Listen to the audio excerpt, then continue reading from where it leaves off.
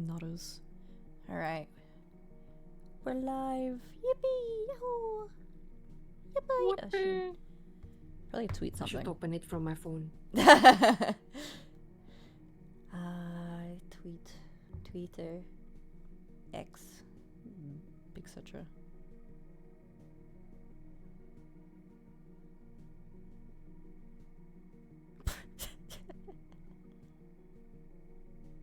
You okay? Yeah, I saw an Apollo joke and I laughed.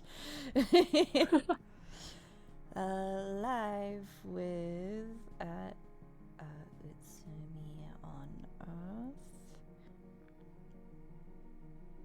I love your Twitter An name. excellent name, right?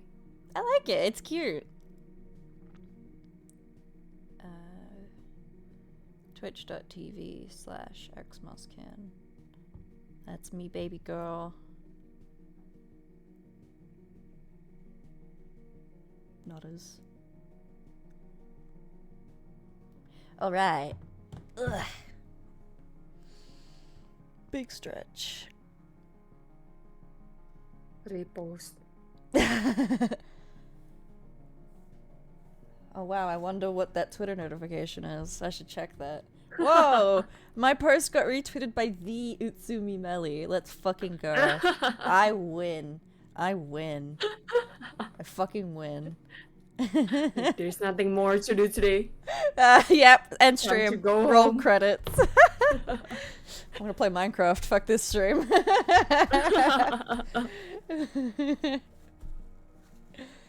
Snark me. Snark me. Go to bed. Oh. Boyfriend sent me photo of the food they got. It looks yummy. Oh, what are you eating? Grilled salmon sashimi. Oh my god! Or, not sashimi, nigiri. Oh, yay.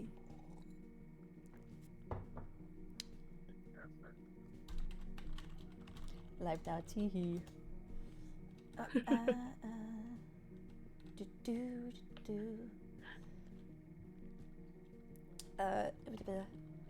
Hi, gang. I'm live. Heart emoji. There we go. Heart emoji. Hearts. Alright, boyfriend watching. Hi, boyfriend! Hi, boyfriend. I love you. I love you. Moses' boyfriend. Boyfriend watching Pog. Hi, boyfriend. I love my boyfriend. Imagine being married. Couldn't be me. Imagine being married after surgery. Oh! Snail just followed me on Ko-fi. Let's go. Oh. Alright. Snail. We love Snail. What is stream? There are a lot of snails around your house, like when Yeah, it's raining and actually. stuff. My dad hates snails with a passion. Why? Because they eat his garden. My dad was a gardener for like 10 years, so Fair. 20 years probably. Like, he's been a gardener his whole life. So he hates snails and any bugs that eat his plants. But No. snails especially. Unfortunately, I love snails. So I'm always like, please just move them instead of killing them, Dad. How does he kill them anywhere? Squish. Oh. Shit, I feel bad. In my country there are like a lot of them as well. And then they are on the floor and stuff, and sometimes I don't look at the ground every time I walk, so yeah. It's the worst. Whenever I I'm find like, an abandoned shell, I will crunch it up and sprinkle it into the garden because it is good calcium for other bugs. So Right. it feeds them, makes them big and strong. Meow. It's like drinking milk, but for bugs. Ah! At work, because I'm housekeeping, I have to like check the fridge. I'm like, okay, well there's milk in the fridge. We usually provide like, you know, like the size of a juice box. Mm-hmm. like that kind of little carton of milk, for like guests who haven't brought anything. It's just like a little complimentary, because we also give like tea and coffee and stuff. But sometimes people open it, use a little bit, put it back in the fridge, and leave. And because like we replace it, but because like I can't just put like a full thing of milk that's open into the bin because that's gonna leak everywhere. Yeah. I usually pour it out into the garden because Oh, does it help? I've usually already cleaned the sink by the time I remember to check the fridge. But I'm just like, I think like, is milk good? Is actual dairy milk good for bugs? Am I Right. helping the bugs by doing this? Like, I don't know. I must Google it. Is Can dairy bugs milk good for bugs? drink Can milk? bugs drink milk? I know calcium powder, aka just chalk, is good for bugs. I think only ants can consume milk. Ants can consume milk? Oh. What insects will drink milk if you offer it to them? Quora. Wow. And then I end up finding this thing called cockroach milk. I'm not opening that. Goodbye. Roach milk. I know roach milk. What's that? No, don't tell me. Don't tell me. It's okay. We'll just pretend we didn't see it. Trying to remember actually. I think I haven't told you, right? I actually scratched my own face before because of a roach. Like, I freak out. I just look at it and be like, ah! And then No, I'm like holding my face and I'm scratching I it. don't like cockroach milks. Hold on. Okay, we're having a short intermission before we get into the story. I'm going down a bit of a rabbit hole. I'm just gonna put us on the screen. Here we go. Ta-da! Cockroach milk. This is what we're researching right now. No! Apparently it tastes like cow's milk, and it's a superfood. Milk's defined as a lick.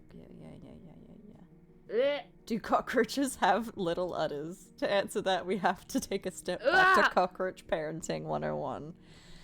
I did say I would traumatize Don't take you a this step stream. back. We're taking a step back. Don't. I did say I would traumatize you this stream. Like, take a step back and a bit more. One more. And then we like turn around and just step run. backs. No, you're stuck here. Okay. No. Okay, cockroach parenting is what we're doing here now. For 3 ways to keep it safe: dumping them somewhere safe to mature. Second is attaching the eggs somewhere on the outside of its little cockroach buddy. The third option is to keep its eggs inside a small pouch-like blood sac until they mature. Ugh! Die. Similar what happens to baby joeys when they are in the pouch of a kangaroo. Don't compare cockroach to kangaroo. How dare this website? This is an Australian website, actually. Only one species of cockroach uses this third approach, and that is the Pacific beetle cockroach, which is found in Australia. The mother excrudes a liquid through the wall of the blood sac, or the brood sac. My bad, not blood sac. For the embryos to drink up. This liquid is very rich in fat, proteins, and carbohydrate, like milk. So it's a liquid that comes from the cockroach. It's from a very specific cockroach. I just feel pain. Back in 2016, an international team of crystallographers from India, USA, Japan, and France published a journal accurately named the International Union of Crystallographers Journal. Research looked at the crystal inside of the cockroach embryos' stomachs. In summary, I'm trying to not like look at any mental images. Crystalline cockroach milk proteins. Now we're listening. Cockroach milk. Okay. Daily Mail. Is this the Daily Mail? This is ABC. Okay. Why do some say it's a superfood? Can you actually buy this? Hold on. Daily Mail says it tastes like... It's a superfood, so it's really good for you, apparently. It's Superfood is a myth. Can you buy cockroach milk? You can't currently buy... You can't buy a cockroach milk. It remains to be seen if the roach milk is safe for human consumption. I'd rather die. This is higher the only nutrients way you can stay alive than conventional mammalian milk. Would you This rather? Is the only way you can be alive. No.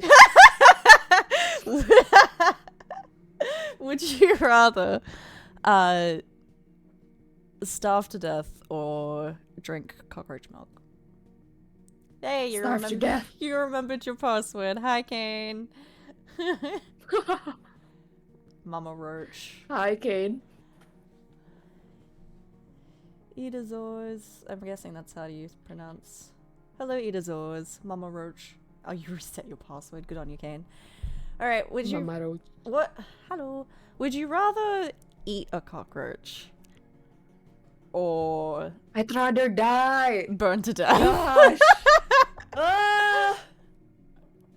You know, every time I see it on the floor, I make sure I'm like 50 centimeters away. Save. Or I'll like walk like in a skittish way, like, and, you know. Oh, we ignore my horrible... You know what's annoying is that my husband will point on the floor and be like, even though there's nothing, and I'll assume there's a roach, and I'm like... It is not generally recommended to eat a cockroach. Yeah, I mean, obviously. Eat. They taste like dirt, says Can. What should I do if I accidentally bite a cockroach? Can you smell it like roaches? No. There is a certain smell to it, so I can feel it. Yeah. I can smell it if they're in the room. If you ate the roach, you should feel the little antenna swiping your butt on the way out. That's horrible! That's horrible! That's disgusting. Can you spoil a cockroach? What? Oh, how to get rid of the eggs. Okay. How much protein is in a cockroach? Now we're asking the real questions. Why? I do this all the time. I just pick a random rabbit hole and I just go down it. It's the best. But of all rabbit holes you can go down into. Would you rather do shrimp have feelings? I'm not sure. I'm not sure anymore. I think shrimp have feelings. Shrimp? Can they even sense pain? Yes, actually, there's a big study about that. There's a whole Wikipedia page. Oh, is it? Yeah. Oh, God. There's a whole Wikipedia page about it, and because it's about all crustaceans, and the Wikipedia page ends with the most humane way to kill a lobster. Oh, gosh. It's like, if you really want to kill a lobster, here's how, like, most people do it, and here's how you could do it if you really don't want to hurt the lobster. Cause I remember in Thailand there's this dancing shrimp salad or something. Dancing shrimp salad? Yeah, so basically they serve the veggies and then like they have a tank of very small shrimps and they'll just scoop it in and then close the container and shake the shit out of it. That's horrible. So yeah, and like the shrimps bouncing and stuff. Oh. You must see a video. Meow. I got one. Maori verb. Finished my tea already. It was a small cup. Oh. Meow. English breakfast, everyone. Yes. Reminds me, last night I watched his Flashy. Fleshy. Yeah, I love that, like, fleshy is just the word for, like, human VTubers. Right. Human VTubers? A real person? Fuck me. Odd.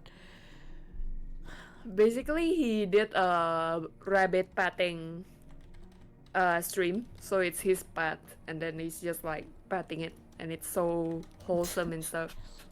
And then he's British.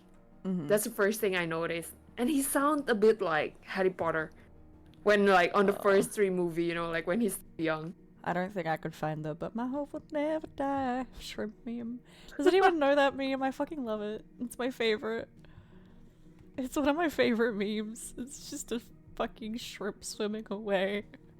With a Oh, really right. good Oh, the one you song showed me, play. the one on Twitter. Yeah. Oh wait, okay. I shouldn't hold on. I shouldn't bring up our DMs on stream. Let me get it off. Our DMs on Twitter are just cat videos, though. I think That you'll is end up like true. taking like 30 minutes scrolling. Yeah, 'Cause I sent you a lot. you send me a lot of cat. You send me some good ones though. You sent me a lot of cat memes.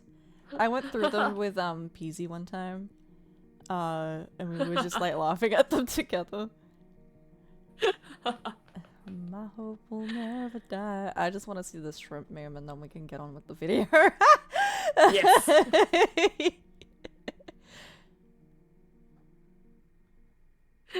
Found it. Yeah.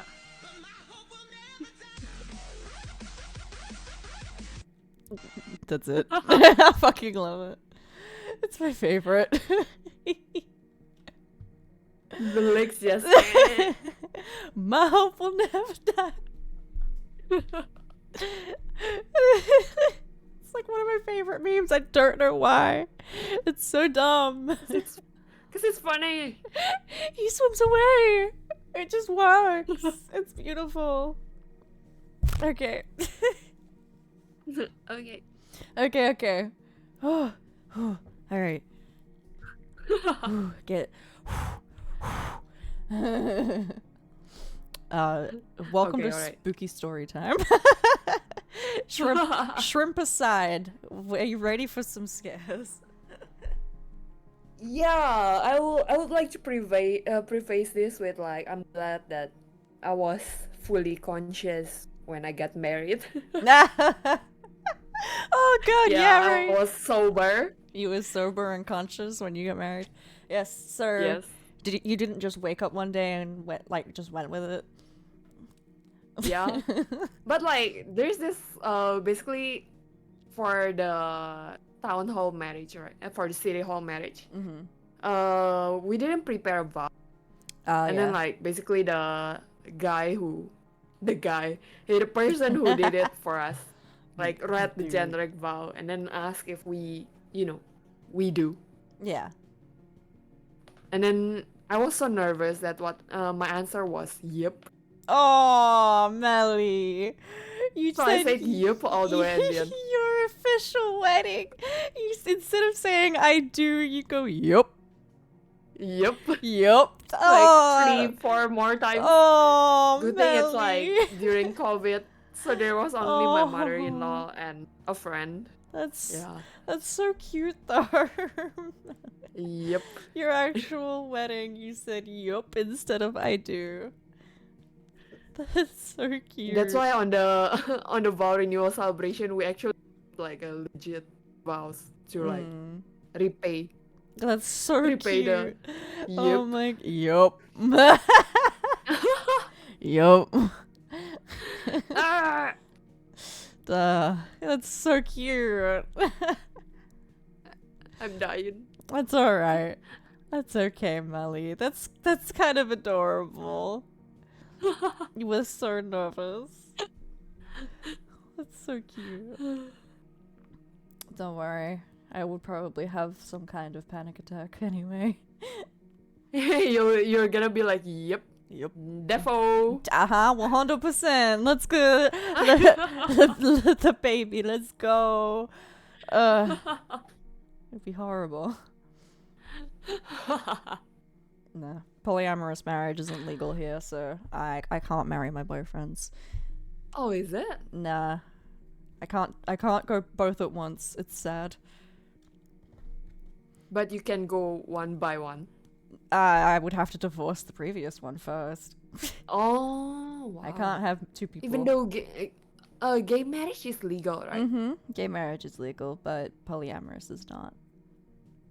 Yes, I think people from Singapore and sometimes Indonesia, yeah, they'll go get married in Australia when they're gay. Because, Yeah. it's not legal in Southeast Asia. Oh, that's a shame. Yeah, my problem is in any country that has polyamorous marriage legal probably doesn't have gay marriage legal. Oh, yeah. So either What the way, heck, I would right? not be able to do it. Oh, that's... But like, can you imagine yourself being married though in general? a little, yeah. I could probably be a housewife. I already am a little bit, but that's okay. I have the skill set.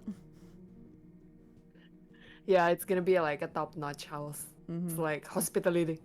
Yeah. Times five. Yeah. Absolutely. All right. Should we get into the story? Yes, please. All Maybe I right. should start. You want to start? Yeah. Yeah. Make sure you have part 1 up. Ever since. Yeah. I'm sure. Ever since I woke up from surgery, everyone tells me that I'm married to a man I've never. Scary. Scary. What a nightmare. I hope the guy's good looking at least. Just tell me when you want to tap out because it's not in like parts like it was with Snow. Okay. Yeah. It's been 10 months since I first remember meeting Brandon, but according to the rest of the world, he and I became a couple 3 years ago. So they are married for 1 year. What? So okay. I guess I shouldn't comment like. So okay. I guess the guy is, the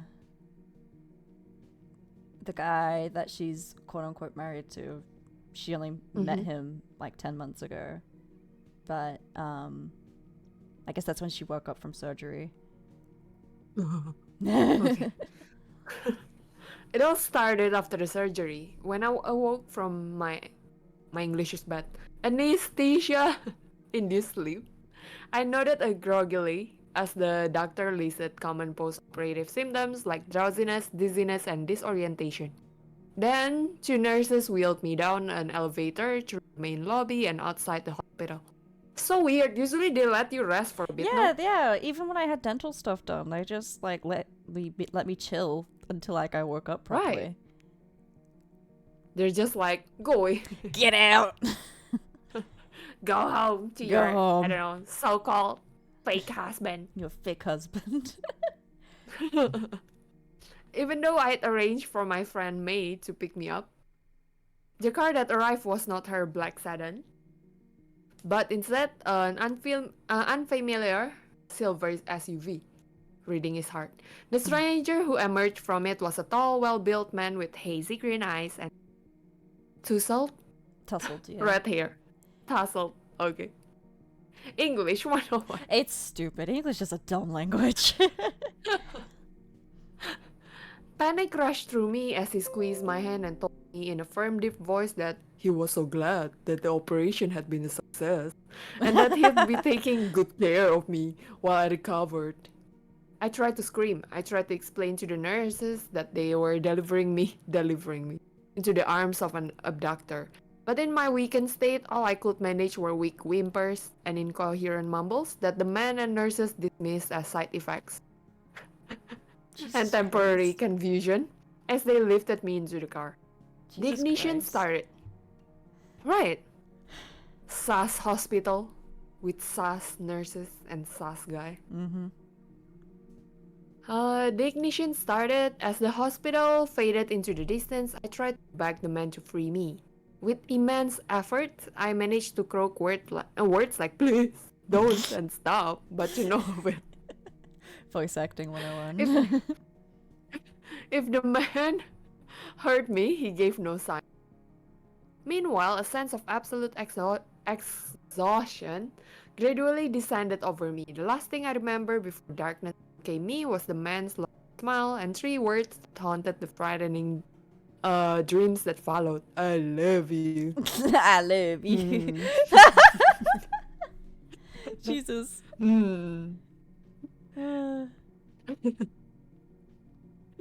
Shaking my head. That's why the AITAs are unhinged, okay?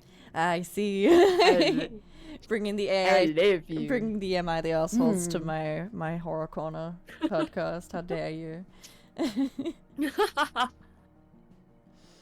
When I awoke the next morning, I found myself, to my immense relief, in the familiar location of the bathroom townhouse. For moments, I wrote off what had happened as a dream or a hallucination brought on by my semi-conscious state.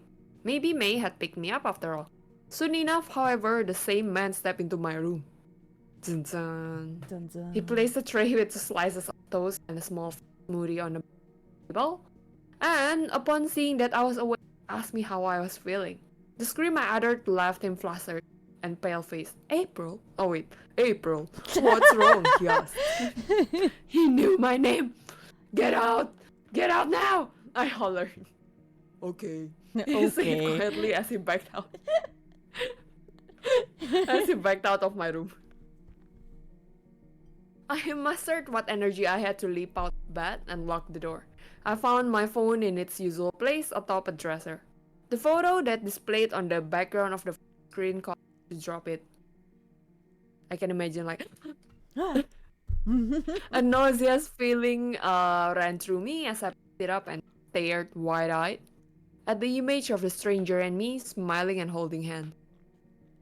The sight of an ornate diamond ring on my picture, one that matched the gold band that he wore, made me dizzy. With trembling hands, I dialed 911. When the police arrived, the man, who identified himself as Harrison, spoke calmly as the officers interrogated. Everything he said checked out. He produced a marriage license, and his driver's license listed my address. He showed the officers the new were displayed around the house. I'm just worried about April. Oh wait, I'm just worried about April. She's never been like this before.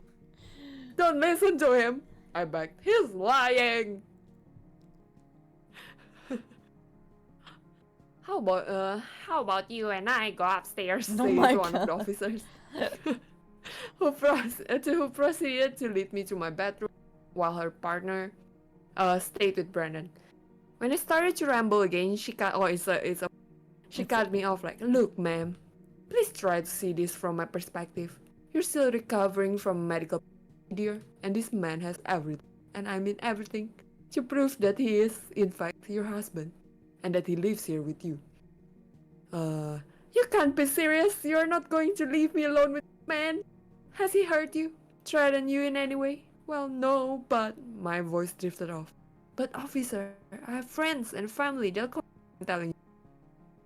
The officers laughed after my friends and family did the opposite. Oh. Every person I contacted swore to the same version of evil. What is this, like some Truman Show or something? I guess that right. Okay, that's actually really interesting, like a Truman Show. I was thinking it's more an entity that's changed the course of her history. That I married Brandon almost a year ago, and that we've been living together as a couple even longer. My own social media pages were sent with the happy pictures of us displayed around the house. Post after post reflected us living and traveling together. My phone and text message histories, meanwhile, were filled with corresponding communication. Has she checked, like, if he has, like, some kind of... Does he have a tail? We went to a, like, entirely different direction. He's definitely some kind of demon.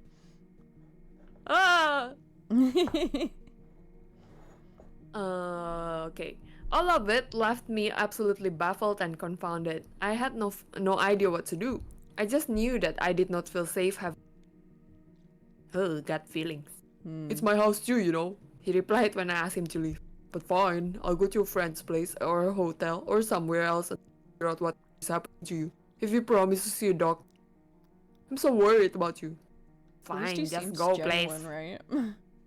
Yeah, I guess, but... Do you think it's malicious, or do you think the demon's in love with her? Actually, demon falling in love with human is pretty romantic, so let's... That's true, this wouldn't be a horror story if that was the case. Yes. It's gonna be like Twilight but better. That's the only fantasy romance I've ever watched. You know that Twilight, Mm-hmm. Twilight, I'm pretty sure, I think it was inspired by My Chemical Romance. Oh, is it? Yeah. I don't remember how, but I know that there's a link between Twilight and My Chemical Romance. It's really funny though, because like we wouldn't have 50 Shades of Grey if we didn't have Twilight. We wouldn't have Twilight if we Oh, didn't have right, My yeah. Chemical Romance. And we wouldn't have My Chemical Romance if 9/11 didn't happen. Oh gosh. Yeah, it all links back. No. Okay. Over the next few days, I met with practitioner after practitioner. Many had records of notes reflecting to Brandon, such as me mentioning questions, and none could clearly explain what. Or maybe she has brain damage or something. I don't know. That's plausible, right? Yeah, like that's the twist. She's just got brain damage. 3 parts and just brain damage. They all agreed that I exhibited no signs of mental or physical illness that could explain why 3 years of memories my husband had vanished. Regardless of what causing this surgeon who performed the operation. What's the surgery though? Yeah, She they didn't haven't mention they what the haven't surgery said was. what kind of surgery it is, so I have no idea. Damn. Whether it's a truly novel side effect of the surgery or a psychological breakdown of some kind, what's unequivocal is that you are in fact married to Mr. Harrison and that you've known him for several years. I was sitting on my living room couch, tall glass of red wine in hand.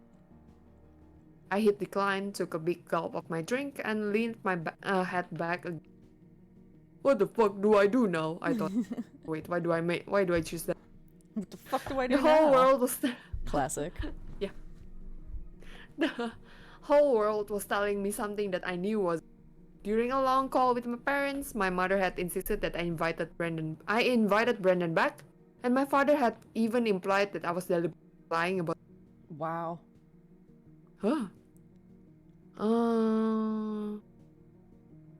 Logically, the only answer is that somehow everyone else was correct. This man really was my husband, and I was in my mind or in denial or something. As much as I felt otherwise, no other explanation was possible.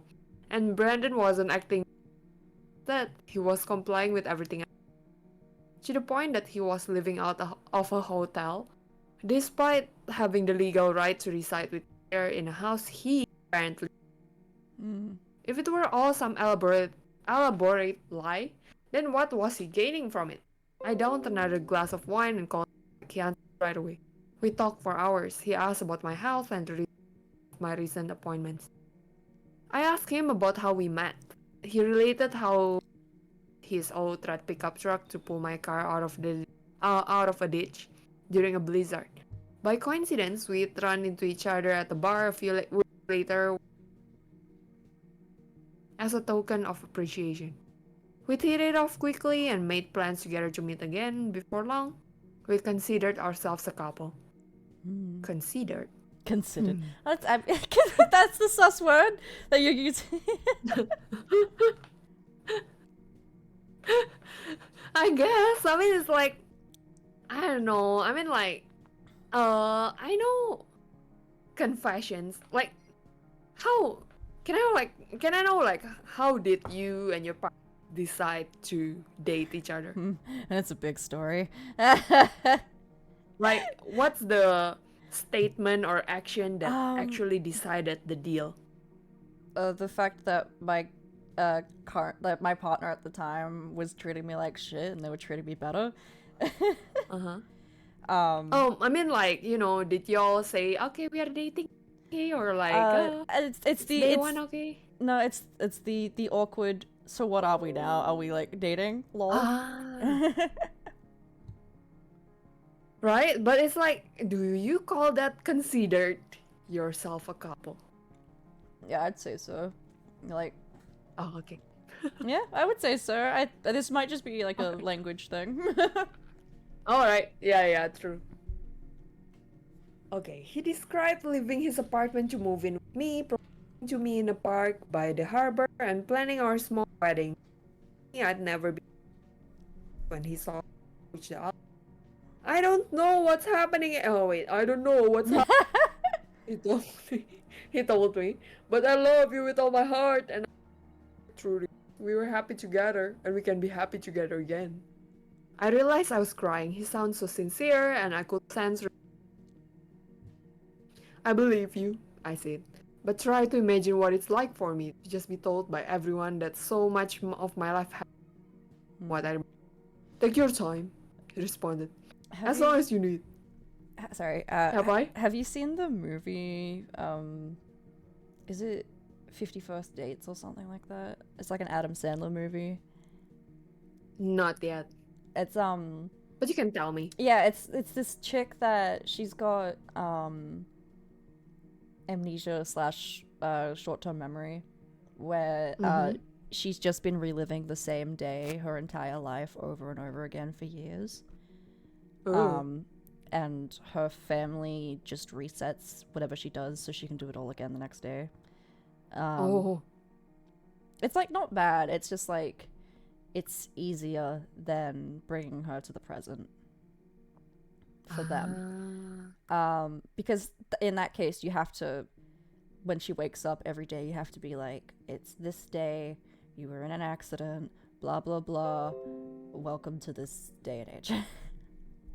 So it's easier that they just reset her day instead of doing that every time. But she goes to this cafe every day, or like a diner or something, and protagonist Adam Sandler is like, oh my god, she's cute, I want to like talk to her, but her dad owns the diner and like keeps trying to make him not. But like basically the movie ends and like they're married, but every day there's like a TV in the room, and she plays it, and it's basically just like, here's our wedding, here's our thing, blah blah blah. I feel like it doesn't really work as a movie, because then you have to think like, okay, well that means she woke up and had to get married to a guy, so I not knowing who he was. Something like that. But yeah, like, let's hope this story is something like that. Yeah. I mean, it's tagged best original monster, so it's probably not. Damn it.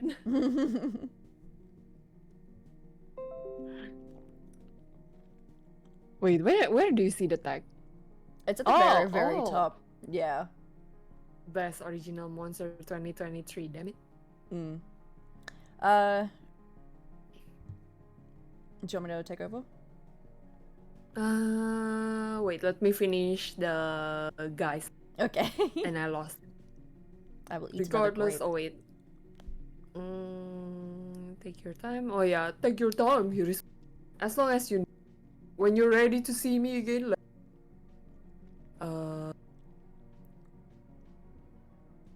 I guess that's all. Yeah. I tossed and turned all night. I couldn't shake the feeling that I was living a life that, like, I'd slip from one reality to another, one where I didn't belong.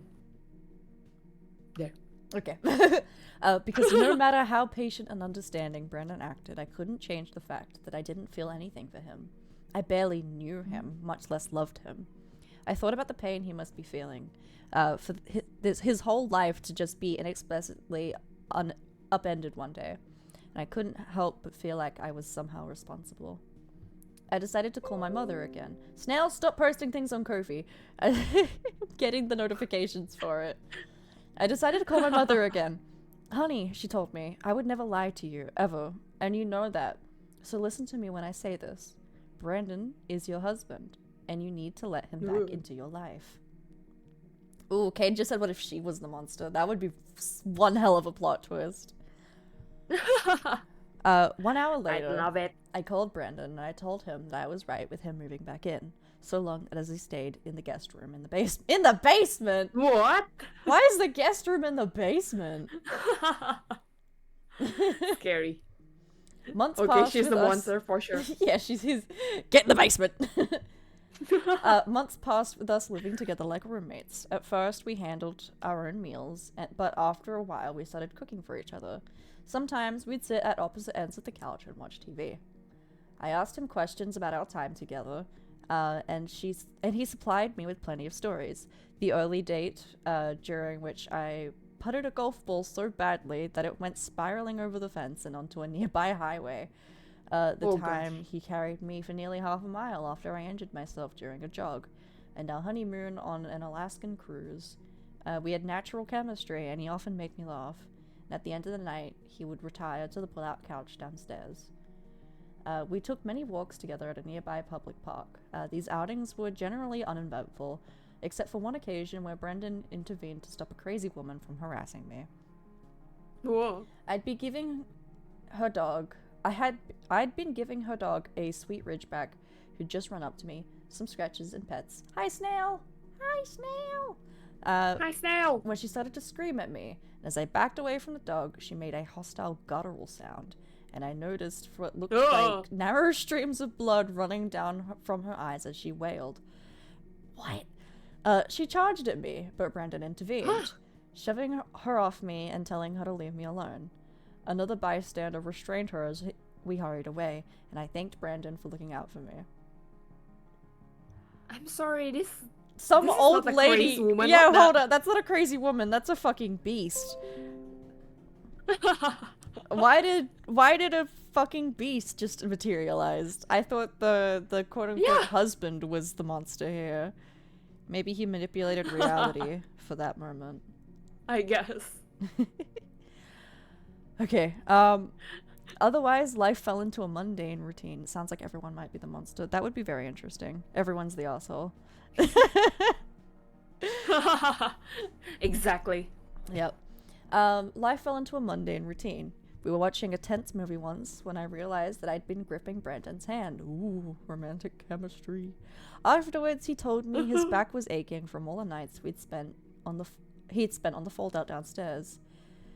I took a deep breath. It's a guest room. It is a guest On room. a basement. It's with no proper bed. It's on a fold-out couch. I'm guessing it's like a separate entertainment area where they just have like a fold-out couch instead of a bed. Because that makes a little more sense than a guest bedroom. Oh. I took a deep breath. Okay. And being a jerk, keeping the bed all to myself. We should set up a rotation in terms of who stays there and who's in the basement. That's not what I meant, he replied. I mean, yeah, the bed's more comfortable, but I miss going to sleep with you. I'm sorry, Brandon. He continued. I have nightmares sometimes. In them, you're living your life without me. I try to talk to you, but it's like I'm a ghost, and you can't hear or see me. When I wake up, I'm covered in sweat. You used to be there to comfort me, but now I'm all alone in the dark basement. I miss you.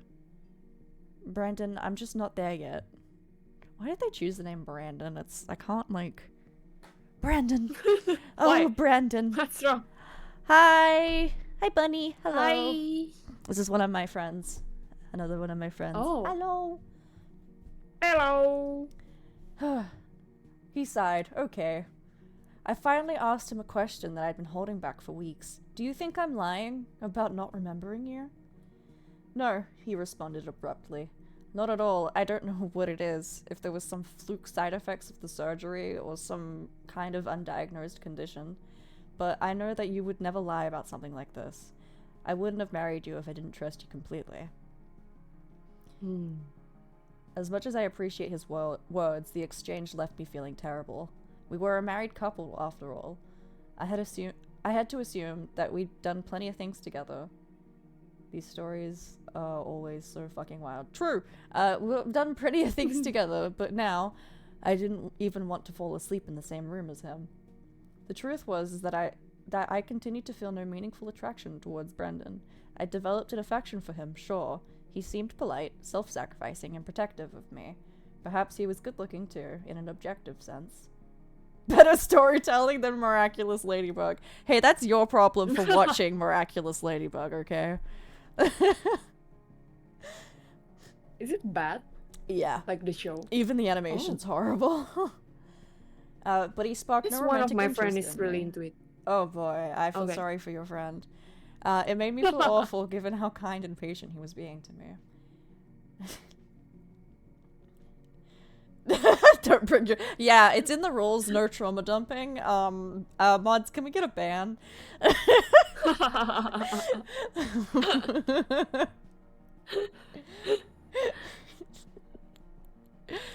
Maybe that would change in time. Maybe eventually I'd feel towards him the same way I must have in the photos displayed around the house of us kissing or embracing. But what if that never happened? I couldn't stay married to someone I didn't love, no matter how good he was to me.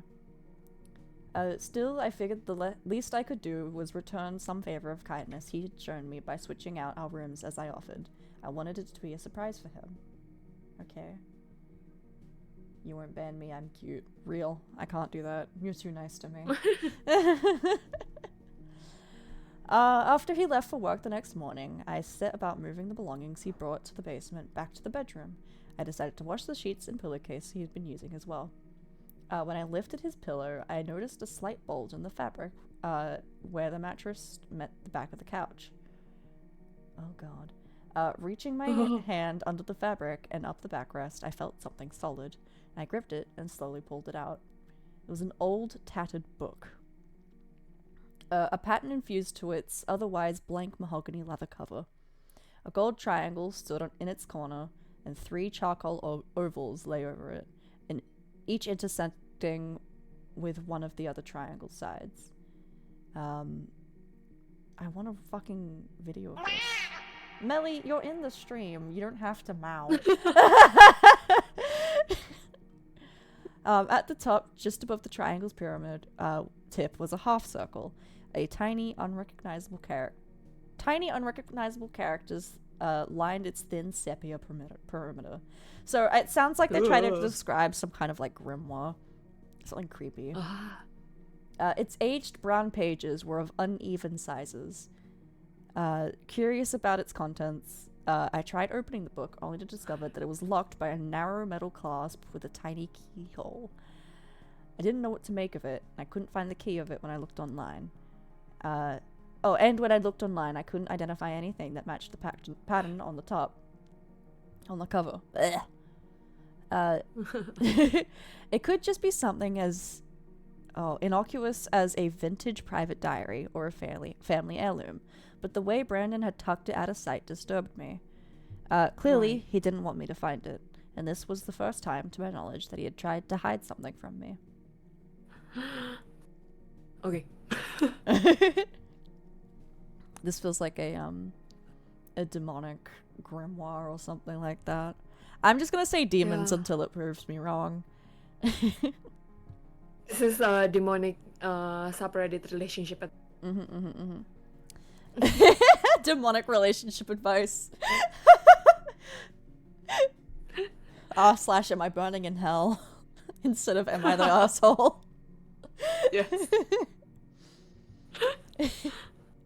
For the moment, I elected to leave the book where I had found it and not mention it to Brendan while I gathered more information. I had a friend who might be able to help me after all. I took a picture of the cover, texted to May, and carefully put the book back in its place. I pulled up to the house that May and her boyfriend Casey and her other roommate Olivia rented half of soon after.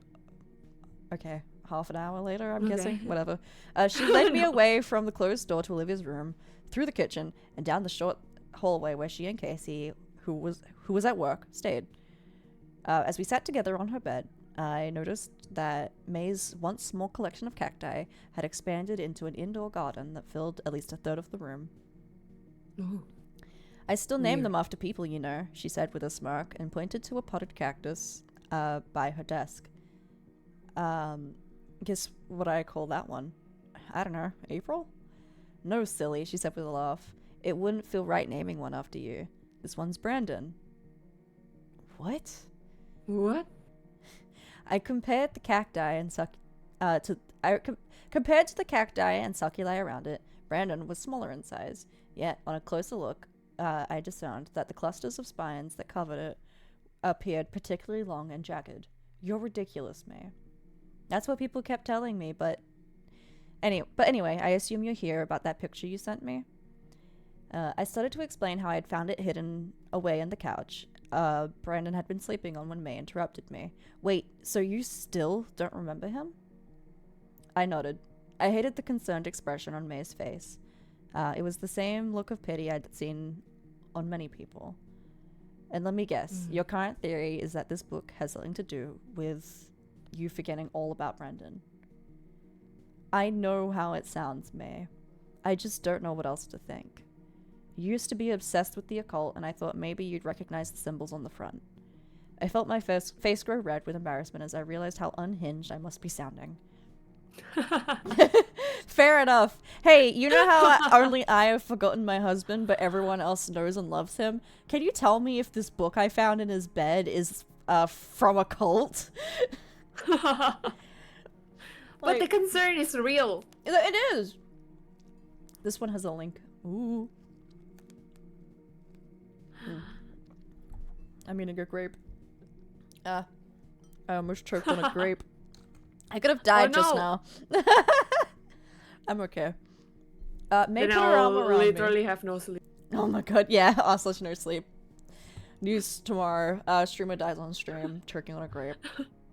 Reading no sleep. May put her arm around me. April, I'm glad you came to me. Don't ever be afraid to talk to me, okay? Olivia and I have both seen some strange things ourselves. If it's a green grape. If it's red grapes, actually. Things that most people think are impossible. So believe me, I'm not dismissing your theory offhand, but I don't recognize the image you sent me, and I turned up nothing when I researched it this morning. My best guess is that it's just a fancy diary of some kind, nothing more. Alright, what's this? Huh? Is this by the same person? Hold on. Yeah, it is by the same person.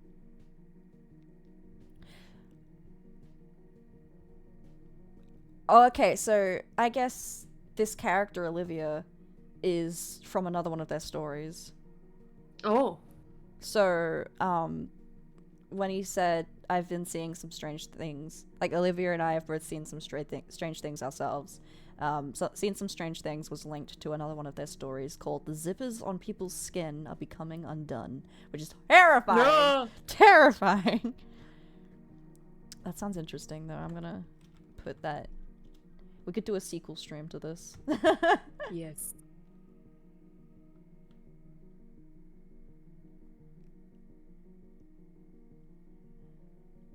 Let me put that in my Discord real quick. I'm gonna put it in our thread. How to scare Melly. There we go. There we People go. with zippers. People with zippers on their skin. That's spooky.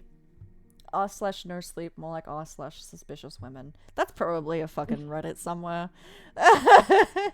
Right. We talked for a while about other subjects. The local band Casey played drums in, Olivia's ongoing lawsuit against her former employer, and their landlord's efforts to find them all in a breach of contract that kept their rent at the same level since 2017. And I felt better the longer we chatted. I was about to leave when May stopped me. Wait, she croaked in a strangely pained, hollowed voice. What? More like, wait. Wait. Yes? May got onto her feet and slowly moved towards her desk. Her steps were shaky and erratic, like her whole body was navigating contradictory commands. She removed a small business card from a drawer and tossed it in my direction. It flew past me and landed on the ground, and as I picked it up, I heard a tumbling sound, followed by a sharp cry of pain. What the fuck? No. Okay. When I looked back, May's hands were covered in blood. To my shock, I realized it was stuck in a tight grip around Cactus Brandon, with dozens of its needles protruding all the way through her palm and out the other side of her hand. What the hell? I shrieked. May, let me help. Her face grew pale, and her expression was understandably agonized. 911. Call. Now. Fuck, this hurts. Olivia and I followed the instructions the 911 operator gave us, and we waited for assistance. When paramedics arrived, May repeated to them what she told us, that she had slipped and fallen, When she tried to catch herself, her hand landed on the cactus. Okay. As they carted her away for treatment, I examined the card Maine had thrown at me. It displayed a name and address. Monsieur Herman's Occult Artifacts. 6681 Cheshire Lane. Monsieur! Alright. Bonjour. Bonjour. We should get one of the Frenchies in here. I didn't know what to make of it. I didn't know what to make of a lot of things, but since Olivia assured me that I didn't need to wait at the hospital with her, I decided to follow this lead to its end. Rainfall pounded at my umbrella as I hurried from the car to the door of 6681 Cheshire Lane. The store inside was primarily lit by scented candles that smelled vaguely of black cherry. Its shelves were lined with books with titles of, like, Encyclopedia of Demonology or Dark Magic and Incantations, separated by prop skulls and Baphomet statues. He might be a demon then. I think it's a demon. I came across a bald man placing a book titled called Crafting with Human Skin on the top shelf. Wow. Interesting. Excuse me, I asked. Arts and crafts. Arts and crafts. Do you work here? Alright. No, I'm just here. I'm enthusiastic with arts and crafts. I'm just seeing my next arts and craft project. This book looked interesting. As someone who's gone to occult shops like plenty of times, I have never seen a crafting with human skin book. I'm pretty sure that would be illegal to sell. And maybe he wrote it. Maybe he he wrote self-published it. I mean, I think, is it the Codex Giga? Codex Gigas. Is that the one that's bound with human skin? Yeah, there's a book. It's a big book. It's a huge book. You can go somewhere to find it. It's got like a very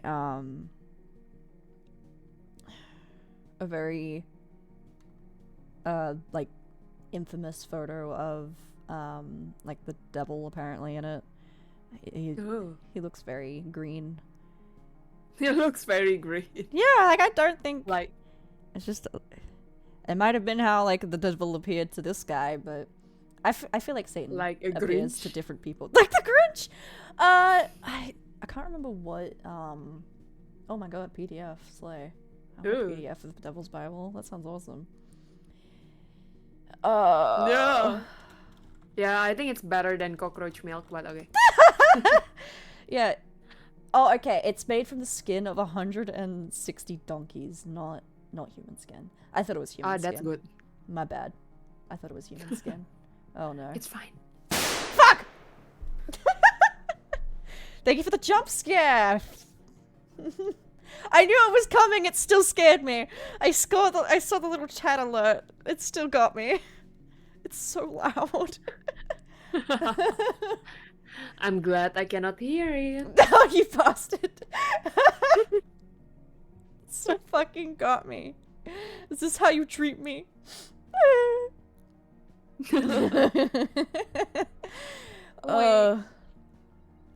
Yeah. What am I waiting for? Okay. Okay. Yeah? Cool.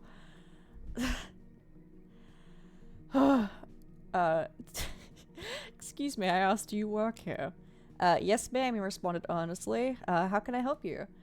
There's a symbol, a pattern that I saw. I have a picture of it. I was wondering if you might know what it means. Oh, don't you call him 3 me, I'll fucking get you. Certainly, I'm more than happy to take a look. Go away, alarm. I opened the picture I had taken and handed him my phone. Oh, he said as he examined it. He looked at me and back at the image. Melly! Melly, did you fart? No. Melly, I think you farted. No. Melly. Well, I asked. To my surprise, he chuckled. It's meaningless. There's a craftsman out in San Antonio who makes blank notebooks with this cover and sells them online. It's vaguely meant to recall some pagan symbols, but it doesn't have any particular meaning. Is there anything else I can do for you? No, I said, with a mix of puzzlement and relief running through me. I think not. Ellie says, haha, Melly, more like smelly, lol. No! Melly, Bullying! be honest. Be honest, did you fart? I didn't just spend 600 coins to be bullied.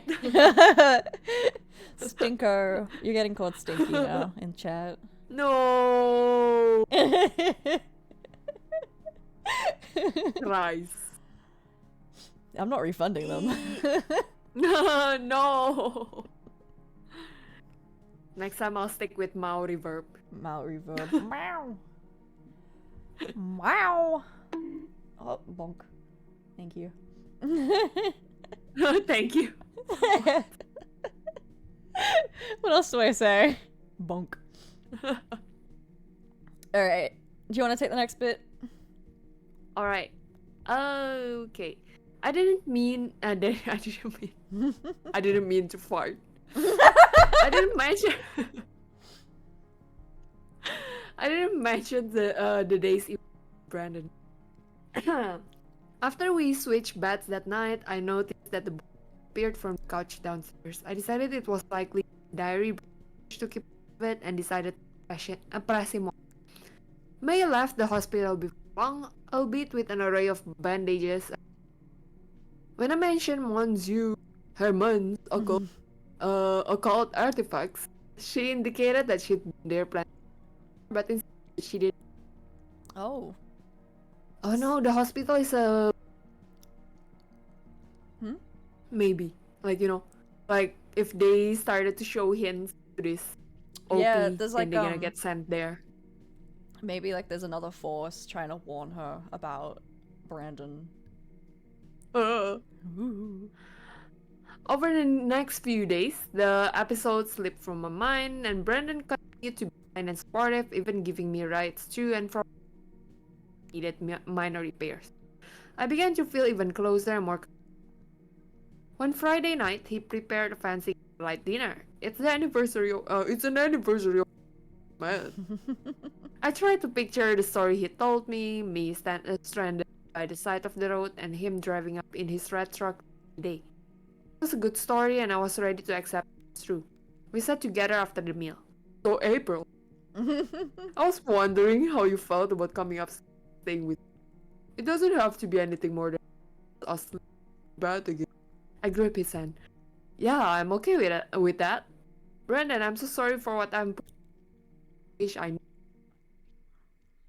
Theory, he created this world and she's still in hospital. Ooh. Yeah. That's really interesting. Brandon, did we have plans like life moving forward? Yeah, he responded. We were trying to have a kid. We had it all planned out and everything. Hannah for a girl, Martin. Don't worry about that. Take step at a... Why is the name so old-fashioned? But okay, no judgment. No idea. It is very old-fashioned. They're very mid baby names. Very mid. Call one like I've Boeing 640 and the other one Apache. I felt secure enough around him that I fell asleep that night. I woke several hours later to having a nightmare. He was sweating, shaking, and making panic. I put my arms around him and whispered, and then, okay, you're just having a bad dream. He calmed down quickly. When he ever you, I love you too. I whispered back. Ooh. He quickly went back to sleep as I realized what. They dropped the album. She did. It's a big step for I someone who finally doesn't remember spoken shit. those words. And I'd done so spontaneously. Maybe things really are going to work out, I thought. The next morning, I waited for the dealership shuttle to arrive to take me. As I climbed inside the van, I saw that it had a driver than before. I slowly realized to my surprise that it was the same bald man who assisted me at the occult store. He has a part-time job. Yeah. He's also works for the what was it, the car dealership? A shuttle, yeah. Yeah. A shuttle bus. As he to me in a frantic, April, I need you to listen to me carefully. Time. What are you doing here? How do you know my name? My okay, the voice starts to be inconsistent. No, put that away, he said. I realized he was driving at the dangerous in the opposite direction of the dealership. You want answers, don't you? Well, I have them. Look, if you want to talk, let's pull over and we don't have time! He yelled.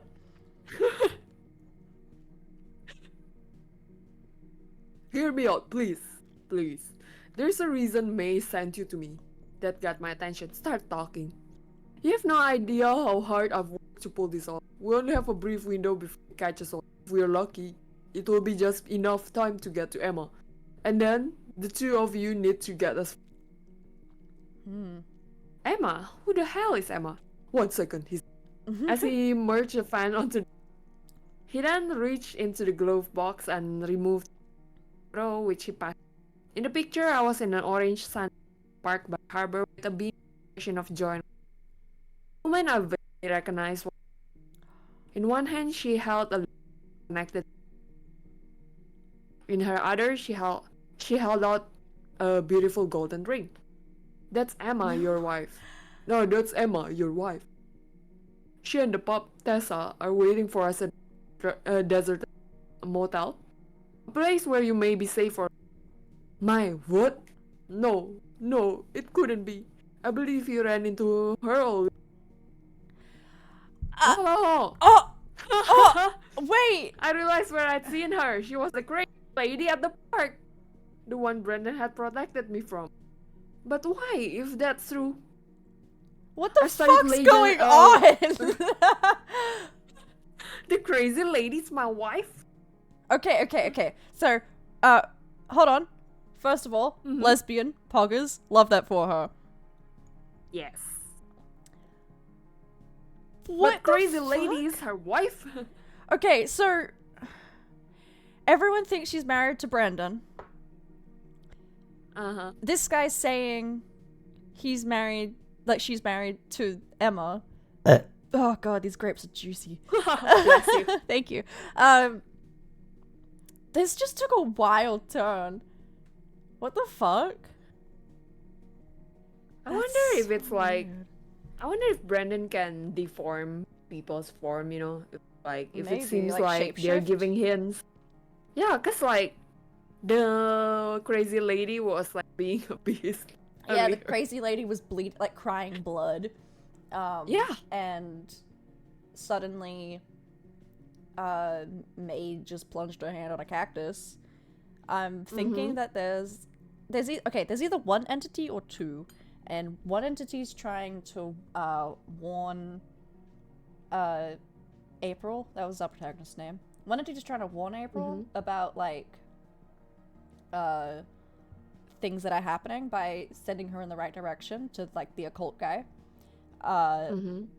And the other is basically Brandon, who is trying to either like Stockholm syndrome her into falling in love. And who's also manipulated like the fabric of reality around them so that everyone's like, yeah, Brandon, we love that guy. Oh. That's my theory. That they've just there's like, I think there's two entities. That'd be interesting. What do you think? Yeah, the bald guy is the good guy. Follow the bald guy. Follow the guy. I don't know what. Reading Bald how guy to craft is with big. human skin. Yeah. But it's like, I wonder. Okay, I obviously watched too much Doctor Who at this point, but I've watched 2 seasons of Doctor Who and that is it. I want to see like if there is a pattern between like, you know, sometimes I'm sorry if you can hear construction sounds. I don't know why my nearest neighbor decided to do it today. How rude. But yes. You should But respect yeah, it's your either. stream schedule. I know, right? But like, I'm kind of guessing like there are certain objects that Brandon plays in like each of the, let's say, the store, like May's house, that he can use to like, hey, shut up, kind of thing, like to warn them to shut up. Yeah, like the cactus. Yeah, and like I don't know what happened to this boy, but maybe in the store there is one like, oh, it's okay. Now he's like, oh, it's time to. Yeah. It's time. It's really strange, but I love like how this works. And I like that it's a recent story as well.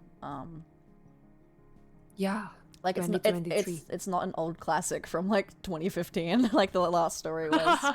There's a lot of good ones though from 2015. Like that era of Reddit. Okay. No, okay. Well, thank you for stopping by, Ken. You get home safely. Thank you very much. I'll message you afterwards. Bye-bye.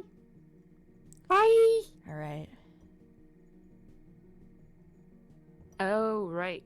Shall we continue? Do you want me to pick up or? I can continue. Okay. All right. I've studied legends about an ancient Cambion. Cambion? What is Cambion? Let's Google it. Yes. Cambion. Cambion is European mythology from 19th century. Offspring from these union between a demon parent and a human parent.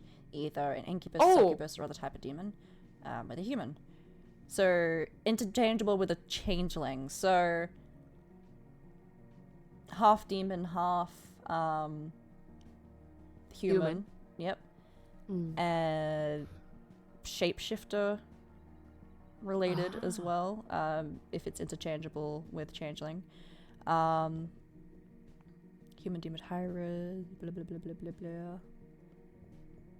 There's another name in here. Yeah, it was Grendel, was it? No, a Grossel. Called Grossel. Let's look at that one. Ancient Cambion is like sick rhymes though. Oh, that's Ancient Cambion. okay. Called So Grousel. Grousel's the name of the Cambion. I see. Oh. Okay. Until I saw you at the store, I thought they were just that legends. I didn't think it was real. But the symbol he showed me and the text, it's a book only he would have. Nobody knows for sure what's in. But the most common theory is that it's where he records each alterations he made. Yeah. Okay. So he's a changeling. He's shapeshifting, right? Yeah. But he seems Or to maybe be he shifting reality maybe though, he more than anything. Yep. He records the reality alteration he made. He continued as I tried to digest what he was saying. Grousel casts illusions possible to see through. And he can command people to do what he wants.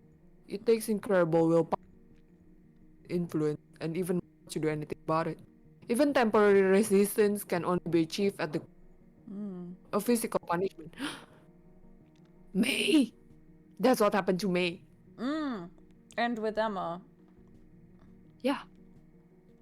I remembered the blood running down the woman's Emma's face as she scrambled, trying to touch it and who I thought too, but May's bloody accident, as she directed me to one person who had the answers I was seeking. When he showed me the book cover, he said, I had to pretend I didn't know anything about it. I arranged to pick you up in circumstance that he wouldn't know you as suspicious. As far as he knows, you are still on the way to the dealer. But as soon as he realizes you're where you should be, he will search for us, and if we are not far enough away from him, he'll... Okay, so Mr. Call me Jean? Jiang? Jean? I'd say Jean. Okay, fine, Jean. So you're telling me that this thing, whatever you called it, making all of this happen, but why? And if he can fool everyone else, make me remember being married to him. That's how he harnesses his power. Jean, an unfamiliar accent. He latches onto a particular target, and there are limits on how much trickery he can use on that person. Sure, he can change pictures or documents, Photoshop, but he can't go in and actually alter your memory to insert himself in the past. The more you choose, out of your own free will, to believe his lies, the stronger he becomes, and the more elaborate his.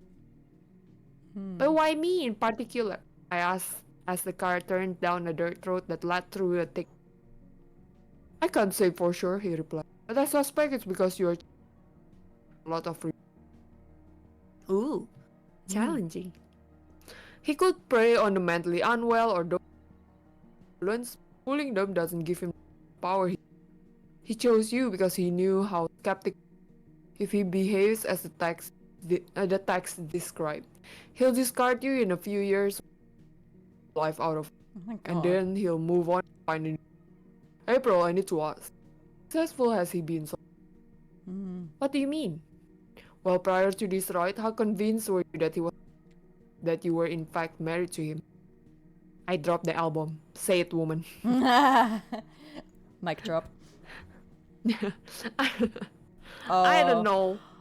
Because We haven't done anything really. But She I was said, "I starting love to you." believe it. Yeah. Last night I even told him. Jin turned to me, a worried expression on his face. You told him what? Watch out! I cried, pointing to the road, but it was too late. The red pickup truck that I just spotted. Oh no. Yeah. That I just spotted speeding out from the woods sideswiped the van. Jin cried out as the world flipped upside down. I remember the smell of smoke and excruciating pain as I lost it. So that was totally him. That was totally him. Yeah. When I next opened my eyes, I found my vision was blurry and I felt so. A doctor leaned over that I'd undergone emergency dress I'd sustained in a serious car accident and that I'd been unconscious for nearly 3 days. He said it would take months of healing and walk again, but that, with any luck, I'd eventually be able to make a. He fortunate enough to have such a family. They've hardly left the hospital over the last few days, or they wanna guard her from other people. Yeah. Do you mind if I let them come in to now that you're? I'm not sure why the doctor asked. I like the strength and control to respond either way. The doctor got up, opened the door. She can see. Brandon approached. He displayed a wide, toothy grin. I'm like reading ahead. I'm like, oh no. You have no idea how worried I was. Oh, suddenly gets on. It's going to be okay, honey, I promise. I'll take care of you for as long as it takes for you to get better. A small auburn-haired child emerged from behind Brandon. Anguished tears flooded my eyes as he placed his hand gently on my face and spoke forward. I love you, mommy. Damn. Shit, yeah. So, yeah. Sure, now there's a kid. Okay, what's the link here? There's a kid in the equation now. It just 3 days. It just links to his account.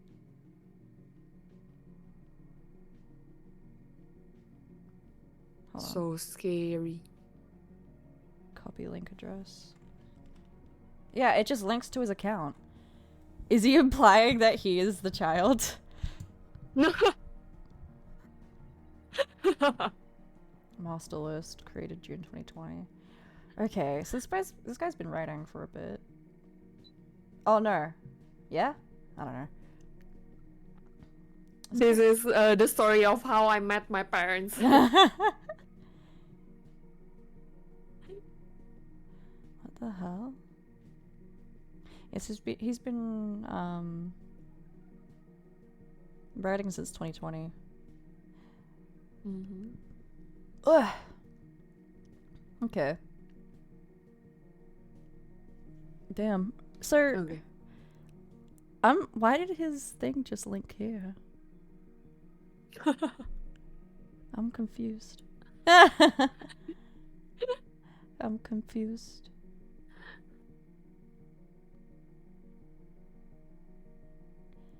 Man, does OP even want a kid? I don't think OP wants a kid. But okay. If you can't alter your memories like you can with everyone else, how do you think he got you to forget Emma? Maybe he just can't add yourself to your memories. Good luck, OP.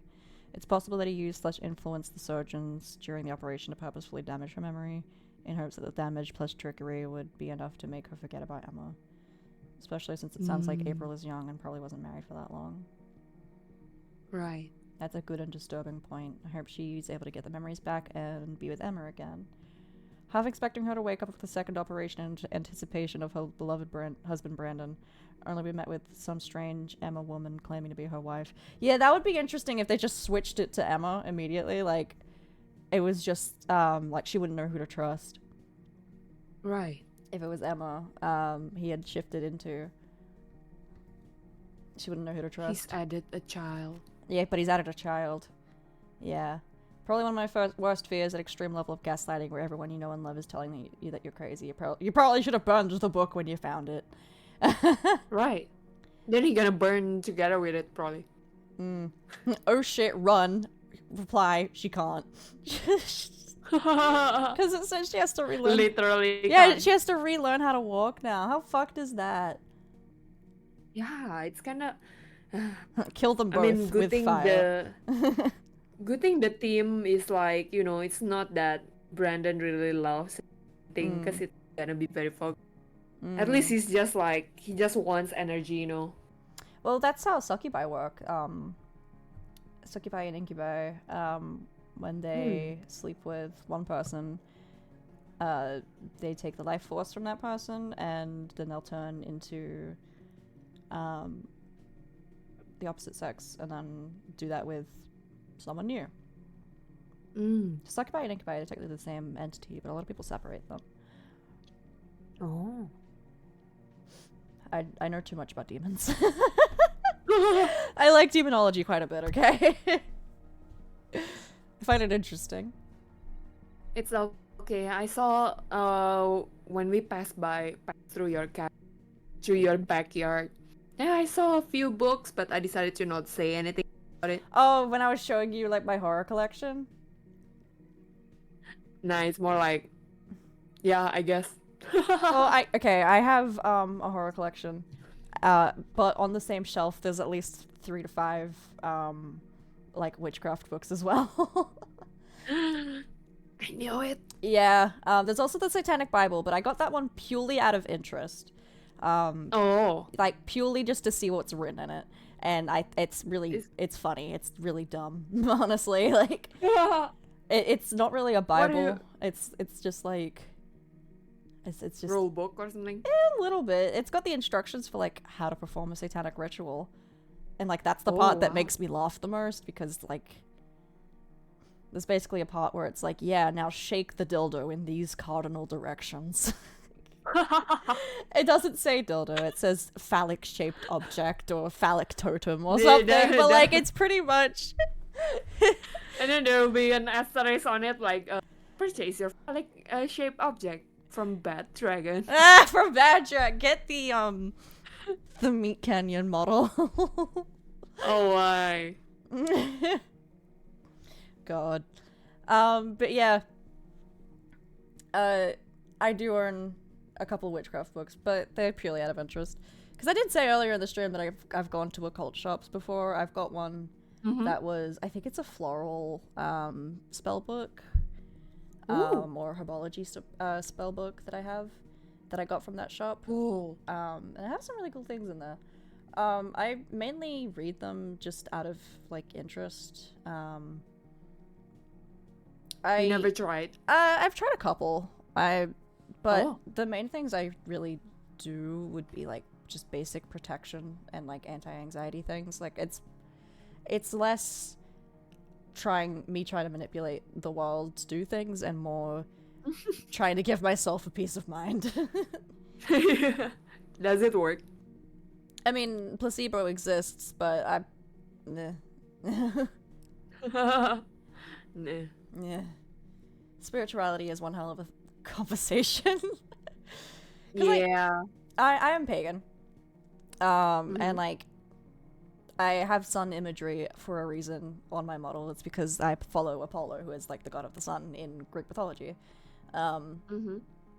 And I'll do things like, it's like the little things, because he's the god of the sun, healing, music, and medicine, so, it's like the small things like remembering to take my medication, remembering to do self-care, remembering to go outside, doing little rituals. It's basically just a motivator for me to have self-care in my life. But that's my form of worship instead of praying, really. Okay. Yeah.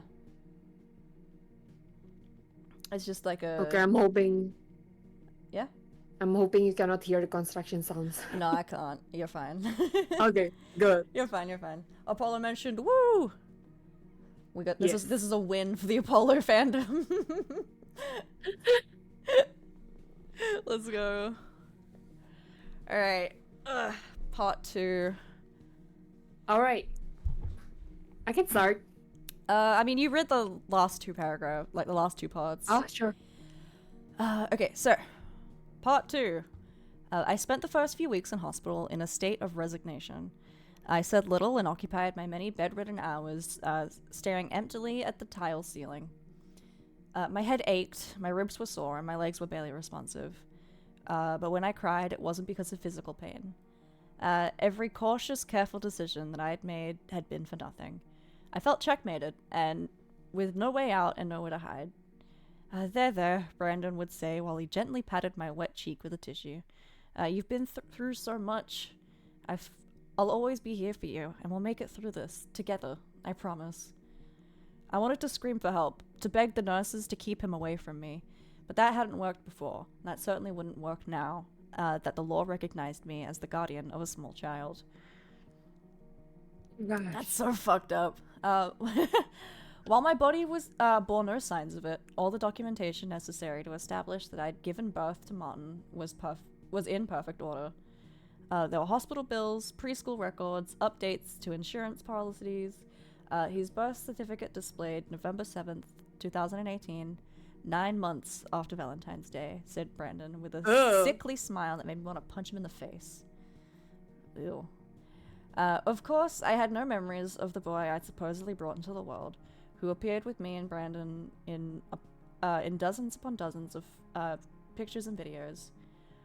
I wonder what lay behind Martin's hazel eyes. Had Brandon somehow conjured up a real living being? If so, was he human, or the same thing as Brandon?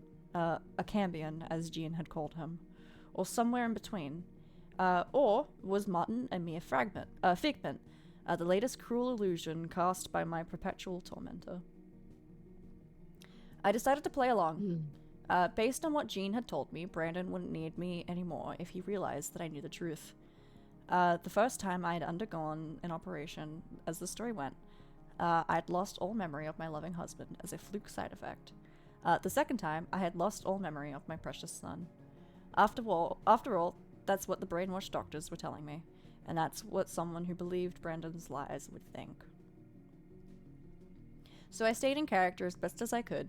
I repeated to Brandon that I loved him, and that I accepted him as my husband, even as I still had no memories of him. I confessed that I had no memories now of Martin either, but that I trusted Brandon and believed him when he told me that Martin was my son. Mommy is sick, Brandon had explained in front of me to a wide-eyed Martin. Because she's sick, she sometimes has trouble remembering things, but she still loves you. Isn't that right, April? Martin turned to me. Yes, I croaked. That's right, Martin. I'm sick and I'm having some trouble remembering things, but I still love you. When will you get better? Asked Martin, his brow furrowed with concern. She will soon, Martin, assured Brandon. Soon, and we'll do everything we can to support her. My parents were less sympathetic. You're lucky that you married Brandon, chided my mother when she visited me. A lot of men wouldn't be so supportive after what you've put him through. I didn't bother arguing. Ugh. Toxic mother. Yeah. Like, what's the point of saying all that? That's just mean. I know. I couldn't let Brandon know what I had learned from Jean. Of course, I had no real evidence of my relationship with Emma, but it felt true in a way that my supposed marriage to Brandon never had. I could only remember glimpsing her twice, but the image of her weary frame, round face, and curly blonde hair had stuck with me. I prayed that maybe, just maybe, she'd figure out a way to rescue me from the hell that my life had become. Naturally, Brandon was eager to learn just what Jean had told me.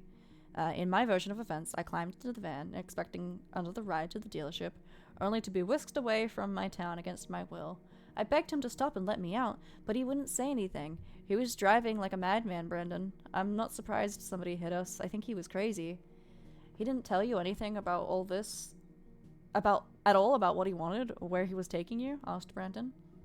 When I shook my head, I sensed his skepticism. I had reason to worry. He had reason to worry. If he got his power from convincing his victims of lies, then how long did I have before he realized he were no longer fooling me? Hopefully, a little while longer, long enough to flee, or to come with some plan to fight back. I figured that if I were to stay alive, I needed to gain some advantages over him. Even in the weeks of recovery, including regular sessions with intense physical therapy, helped me slowly regain control over my body. I feigned being unable to walk more than a few steps. I knew this act, something the doctors ascribed to a mental block, could only last so long.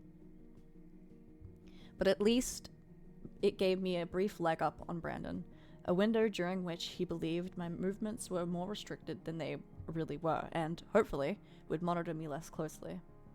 I used those nights to sneak out of my bed and explore the hospital, taking care to move more quietly and evade the staff whose routines I steadily learned. When I overheard two nurses chatting that the man found me with... When I heard two nurses chatting that the man found with me in the car crash had finally woken up, I knew I had only a short time to act. That night, I forced my weakened body down a flight of stairs and across several corridors until I arrived at my destination in the intensive care unit. I slipped inside the room, closing the door quietly behind me. Jean was in a neck brace, and bruises covered much of his face. I'm so sorry, I told him. I'm only a stranger to you, and all this happened just because you wanted to help me. April, I'm so glad that you're alive, he spoke softly in a weak, whimpering voice. I told him that you didn't say a word to me in the van. You need to say the same thing if I understand. I asked him the question that had been bothering me ever since I woke at the hospital. Jean, I need to know why he's keeping me around. He said Grossel gets his power from fooling people, but I know it's all an act now, so what's in it for him? He's invested heavily in you. Jean stopped to catch his breath before continuing. He won't give up until he knows that you're a lost cause. He may wait until he has another target.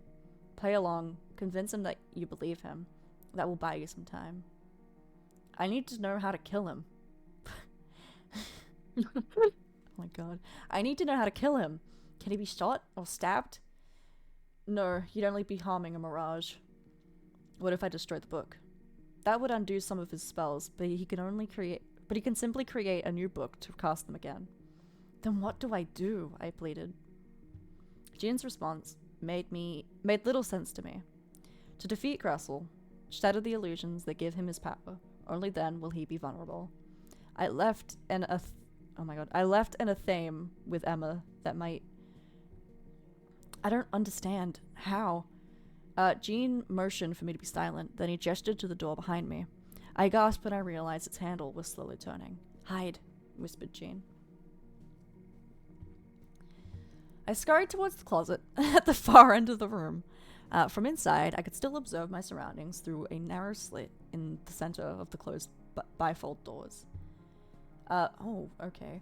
Oh no. I'd read a little ahead. Burp. The door to Jean's room slowly opened as a small figure materialized from the shadows of the dimly lit hallway. Was it Martin? Oh, what the fuck?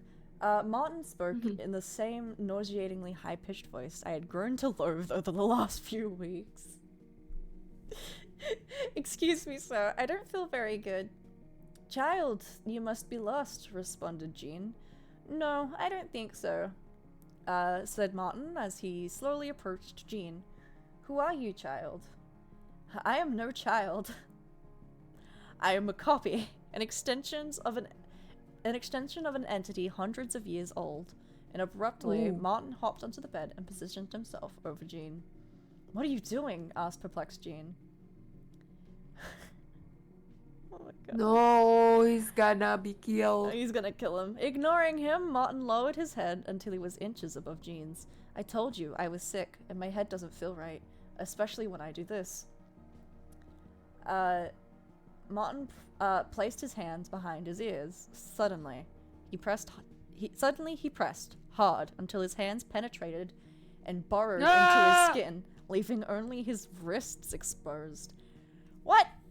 Oh, okay, so he's digging into his own head right now. That is weird. Oh. Jean's expression shifted from bewilderment to horror as Martin continued to dig into his own head, twisting his hands around his scalp as he did so. Martin showed no sign of pain, even as blood oozed out of the increasingly long gash and showered onto Jean. When Brandon's hands finally emerged from his— Oh, what the fuck? Okay. When Brandon's hands finally emerged from his forehead, they held onto Martin's face, which disconnected him from the rest of the head. What the fuck? Jean yelled expletives as he hit the nurse call button. That won't do you any good. The voice that resounded from Martin sounded nothing like it had before. It was deep, but a wispy echo that caused every word to reverberate with unnatural energy. They won't be coming to help you. I've disabled everything in here. Martin's form changed. His skin liquefied and melted into a thin layer of bloody residue, exposing underneath it a body made of murky green scales. Horns grew from the forehead of his new angular face, and a set of pink wings burst through his shirt. His fingers stretched and curved as they transformed into long, sharp claws, and meanwhile, the flesh they held, which had once been the face of a child claiming to be my own, solidified into a circular wooden oval. What are you? Asked the panicked Jean. This got, like... So I was right about being demons. I was right about it being demons. But why, though? You haven't figured it out yet? Sneered Martin. The boy you just saw was an illusion, a veneer, a boring role I've spent the last few months playing.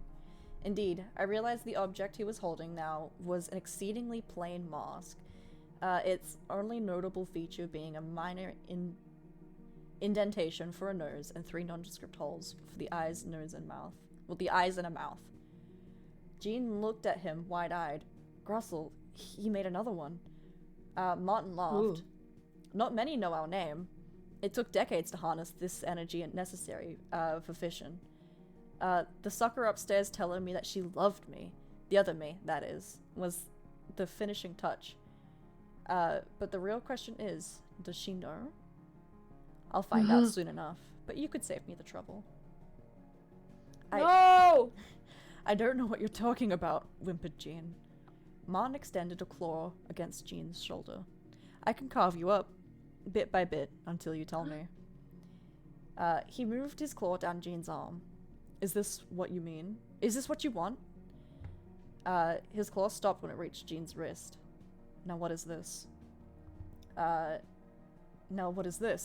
Martin's claw had grasped a metal bracelet, a chain made out of silver, which featured a small amethyst stone in its center. It's nothing. They gave it back to me with my other personals when I woke up. Oh, it's no ordinary bracelet, said Martin. You put some work into charming its jewel to protect against our influence. Clever, but it's of no value anymore. With a swift motion, Martin's claw ripped through the bracelet, causing it to snap as its parts scatter across the floor. Now tell me, what did you say to April?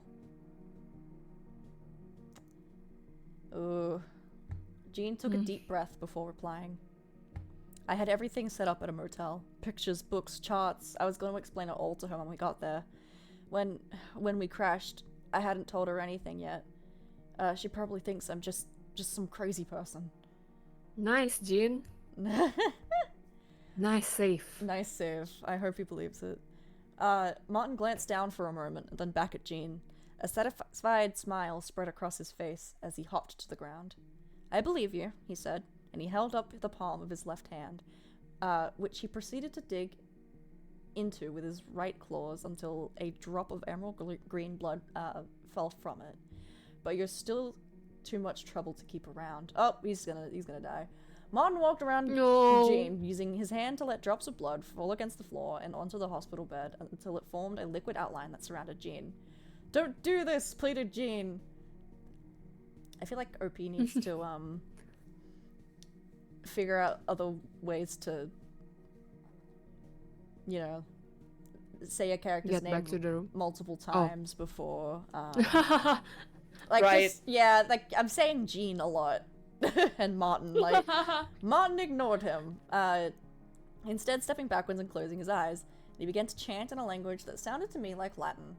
As the volume and tempo of his word gradually increased, the drops of blood on the floor started to simmer until finally they burst into green flames and stretched up to the ceiling. Please, yelled Jean, but it was too late. Please! Please! Please! Mamma mia! Mamma mia! Please, please, please, please, please! Can I riz you up? But it was too late, and at once the ring of fire expanded rapidly inwards, engulfing Jean. In an instant, Jean's body disintegrated, leaving behind only bits of charred, brittle bone, and the flames disappeared a moment later. It took all the strength I had to resist yelling out or bolting for the exit, and I closed my eyes as a wave of shock ran through me. I had just witnessed the murder of an innocent man, and at the hands of someone of the very being I'd been pretending was my son. Gone too was my best hope of ever defeating Brandon. When I opened my eyes, Martin was holding a flimsy, heavily burnt bit of Jean's bone, and Martin tightened his claws around it, crumpling it to a grey powder as he scooped it into a plastic bag. Why? I don't know, burn juice. Spells, probably. Fucking... I don't know. This person This person seems to have a very stereotypical view of, like, witchcraft and shit. And occult. And, like, yeah, some shit's like this, but, like, not all of it. Or maybe they want... maybe Martin wanna scatter it. Yeah, he's gonna be respectful. Yeah, he's gonna... Insects. He's gonna harvest the cockroaches to get, roach milk. No! I like that, like, my intention coming into this story was to, like, freak you out with, like, trust issue stuff, but instead I've just traumatized you with cockroach milk. Yeah.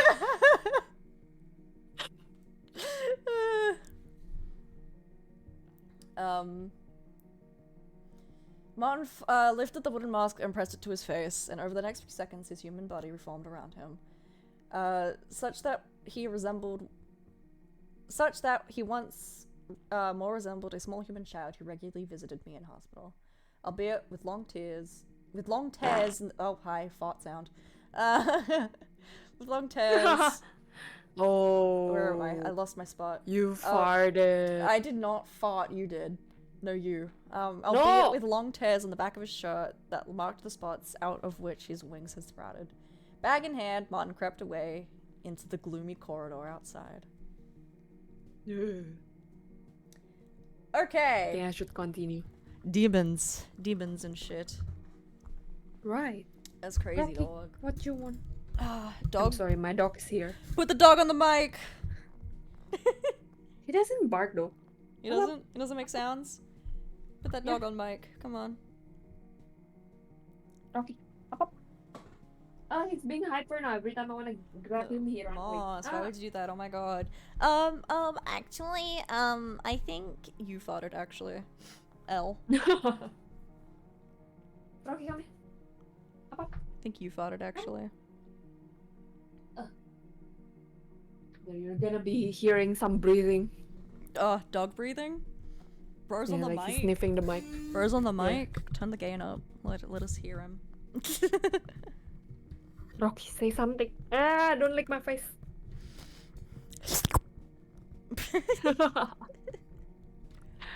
Yeah, he doesn't really make any sounds unless like something happens outside. I'll just put him on my lap and then like when Aw. people pass by. Give him a pat. Give him a pat for me. Rocky, sit. A smooch on the forehead for me, please. Goodbye. Mwah, mwah, mwah. Aw, mwah, mwah, mwah. The fried chicken is on my lap now. The fried. He does look a bit like fried chicken. He's got that color. Yes. Slurp. Slurp indeed. He does have that color. Do you want to read the next bit? I'm gonna eat some banana bread. Yes. Haha. You wish you were me. By the time my physical state had improved enough, discharge me, my emotional state had hit rock bottom. I had no idea how to Brandon shatter the. But how the hell could I do that? The only thing I could think of was planning our next vacation. Brandon had searching flights and buses. What? No. I'd responded flustered. He shrugged as he continued preparing the tree of good. It's important that you rest and sleep until. The incident left me frustrated. Brandon had a way of. I should have anticipated. Maybe don't search it up when, like, he's in the room. Yeah. Woman. That's a bit dumb.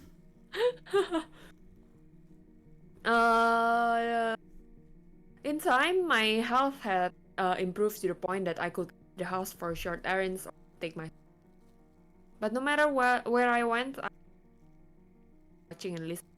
I lived my life as if under constant surveillance. I still kept up the act in worse shape than I was. Stairs in particular, I pretended it. Brandon happily obliged, holding my waist and shoulder. Me climb to our bedroom every. At that point, I would just move the bed downstairs. Like, right.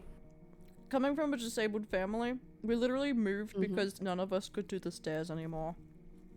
Oh. Like, if someone can't do the stairs, adapt. Take the bed downstairs. It's so much easier than having to climb it every day.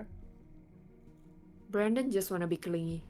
Brandon just wants to be at this. It's the savior complex, actually. It's nothing about being a demon. It's just the savior complex. Right. Ugh. I spent my days caring for a monster. Having no actual prior experience with childcare, I had to. Martin cried through fits and generally left me exhausted. Damn it. Okay, wait. Nonetheless, Sorry? Not only is, Brandon, like, I guess he's pretending to be Martin as well. It's the same entity, it's just different people, question mark? Different, Forms. Forms, yeah, that's a good way to... Different puppets, maybe. So... Not only is he being a loving husband, but he's also a toddler. He's also being a toddler, but acting as a toddler. And I think Brandon's loving husband act kind of like dropped here because why is he not taking care of the child right now?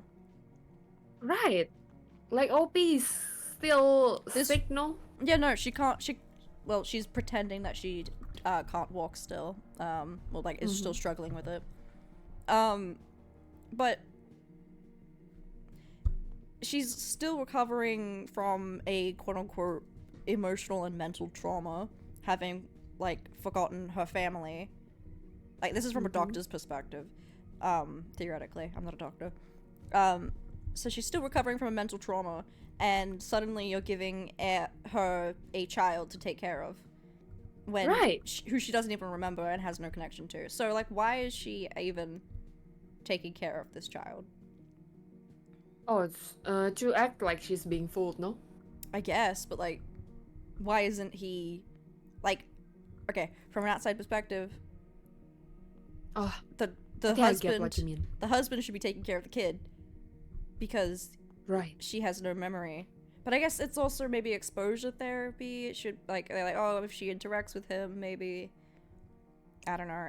She'll regain her memory or yeah, like some shit like amnesia. I don't know how amnesia works, but I'm gonna guess it would be treated like that. I'm surprised doctors haven't suggested putting her in a psych ward. But anyway, continue. Sorry. Okay. Nonetheless, I tried to treat him definitely. Training and ritual. Once, while picking up his stuffed animals, I felt a small solid object on liked to hold while he slept. Give me Mr. Boots, commanded Martin. Before I had the chance to investigate further, of course, sweetie, I said, praying that whatever was inside of it was a choking hazard. Oh my god. Throughout the long, tedious days I spent with Martin, images flashed through my mind of Martin's true demonic and Jean's fiery death. Did the same fate await me when I spent my nights with Brendan curled up around me? He was tightly and he was there and pushier about wanting activities that, according to him, I had usually been the one to initiate. I want that too, Brandon, I would say, but I'm still healing. I think I'm ready. Okay, love, he would reply while take your time. Only once you're I rarely get my That's so which fucked is fair. up. That's so fucked Right. up. What the fuck?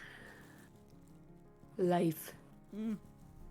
As part of my loving wife and mother act, I'd insisted on giving Brandon a break by birthday party at the neighbor's house. After an hour, the noise of many ignited a raging headache in me. It didn't help that another mother kept my ear off my attempts to bait her. I hear you forgetting things again, she screeched. Personally, I don't get it. Nothing could ever make me forget about my Samantha. She's the most important thing in the world to me. I said as I through the quiet front. From outside, I looked in through the glass. Amongst the children stood a figure I didn't notice before, a costume character in the form of Black Cat. The costume reminded me of a if shorter, and it dragged a tail behind it as it threw kids around. What the fuck? As a kid, trounced around a box labeled party favors that is placed in the room center. The cat turned towards me. Fear instincts kicked in. It locked its large, nightmarishly red eyes. Why is it got red eyes? Demon cat! Demon cat! It's got little horns. We match. I backed up until I hit the porch railing. Meanwhile, the costume figure kept stumbling awkwardly against the handle, reaching me. My heart throbbed as the cat extended a long, free arm. To my relief, it merely placed a feet. Still flustered by the situation, I reached inside. Ooh. Finding a small disposable camera and a handwritten April, there is a way out of this. To follow these instructions. First, don't tell anyone about this note. Keep it hidden, or better yet, burn it. Won't burning it be more suspicious though? Like, well, it would suddenly get she's rid of it randomly. completely. Yeah. You just rip it up maybe and she burn can it with a just flush candle in it. secret. Oh yeah, flushing it, but you'd have to hope the ink Clog would the bleed. toilet. I mean, if she has a fireplace, it wouldn't be too hard to burn it. I guess. Second, take pictures of the pages within Brandon. The more recent and legible they are, the use the camera here and push bin. She cannot even open the book. How? That is true, actually. Third, agree to host a substitute dinner at the original time. Stay alive until then, and when the time comes. Oh. Holy shit! I thought as I stuffed the note and kept it back in. Someone was trying to help me. That's what this had to mean, right? No, Rocky, you. Rocky went away. Aw. He doesn't like this mission. Aw. Mission denied. Story over. Yeah. He's like, this is too risky, I'm out. I recalled how Jean had spent weeks getting himself a job at the ship to have a chance to me without Brandon anything out. Had May, Emma, or through the trouble of getting an entertainer gig at this communicate with Yeah, me? someone just dressed up as a black cat just to give you this note. I mean, this probably is what Yeah. happened, but it's a little bit funny. Before I had the chance to act, Martin ran up to me, exactly. My back had gummies and tattoos. He kissed. What's in yours? The same. The same. the same. Alright. Totally. Totally the same. Alright. The party ended soon after, and I didn't see the costume figure again. Oh shit, he got burnt. The cat's burnt. I think, maybe. I don't know. I don't think the cat's a spirit. I think it was just like they just left quickly, so like they didn't get questioned or anything by I hope the they got paid. entity. They probably did, like beforehand. I'm pretty sure. Surely, right? Down payment. Down payment, yeah. The deposit. Yep. The words from the note ran through my mind as I had no better idea than follow its instructions. And the key I would unlock it was no easy. And what dinner did I need to tell? And Yeah. what truth did It I is need to very vague instructions. Right. I didn't have to wait long for a few answers. Wasn't the party at a neighbor's house, so she didn't have to drive. She could have Maybe it's a far away. a far away neighbor. neighbor's Doesn't that just like destroy the meaning of neighbor?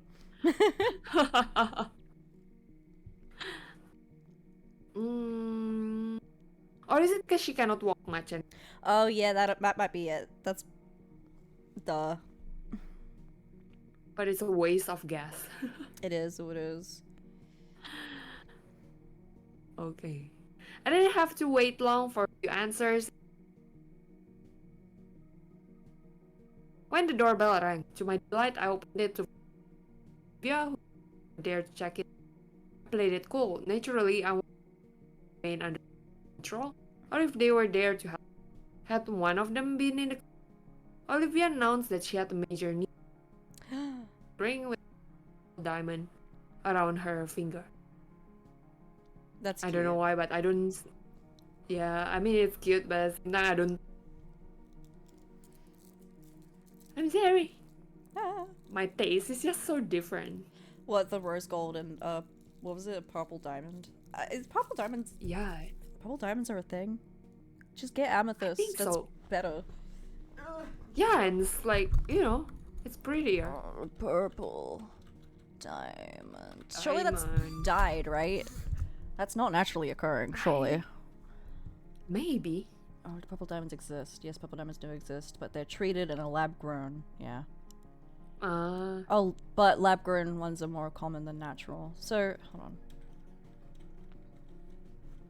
Natural. Oh, apparently I'm cutting out quite a bit. Oh, can you tell your darling friend to turn their gain up a tad bit? They're cutting out quite a bit. Okay,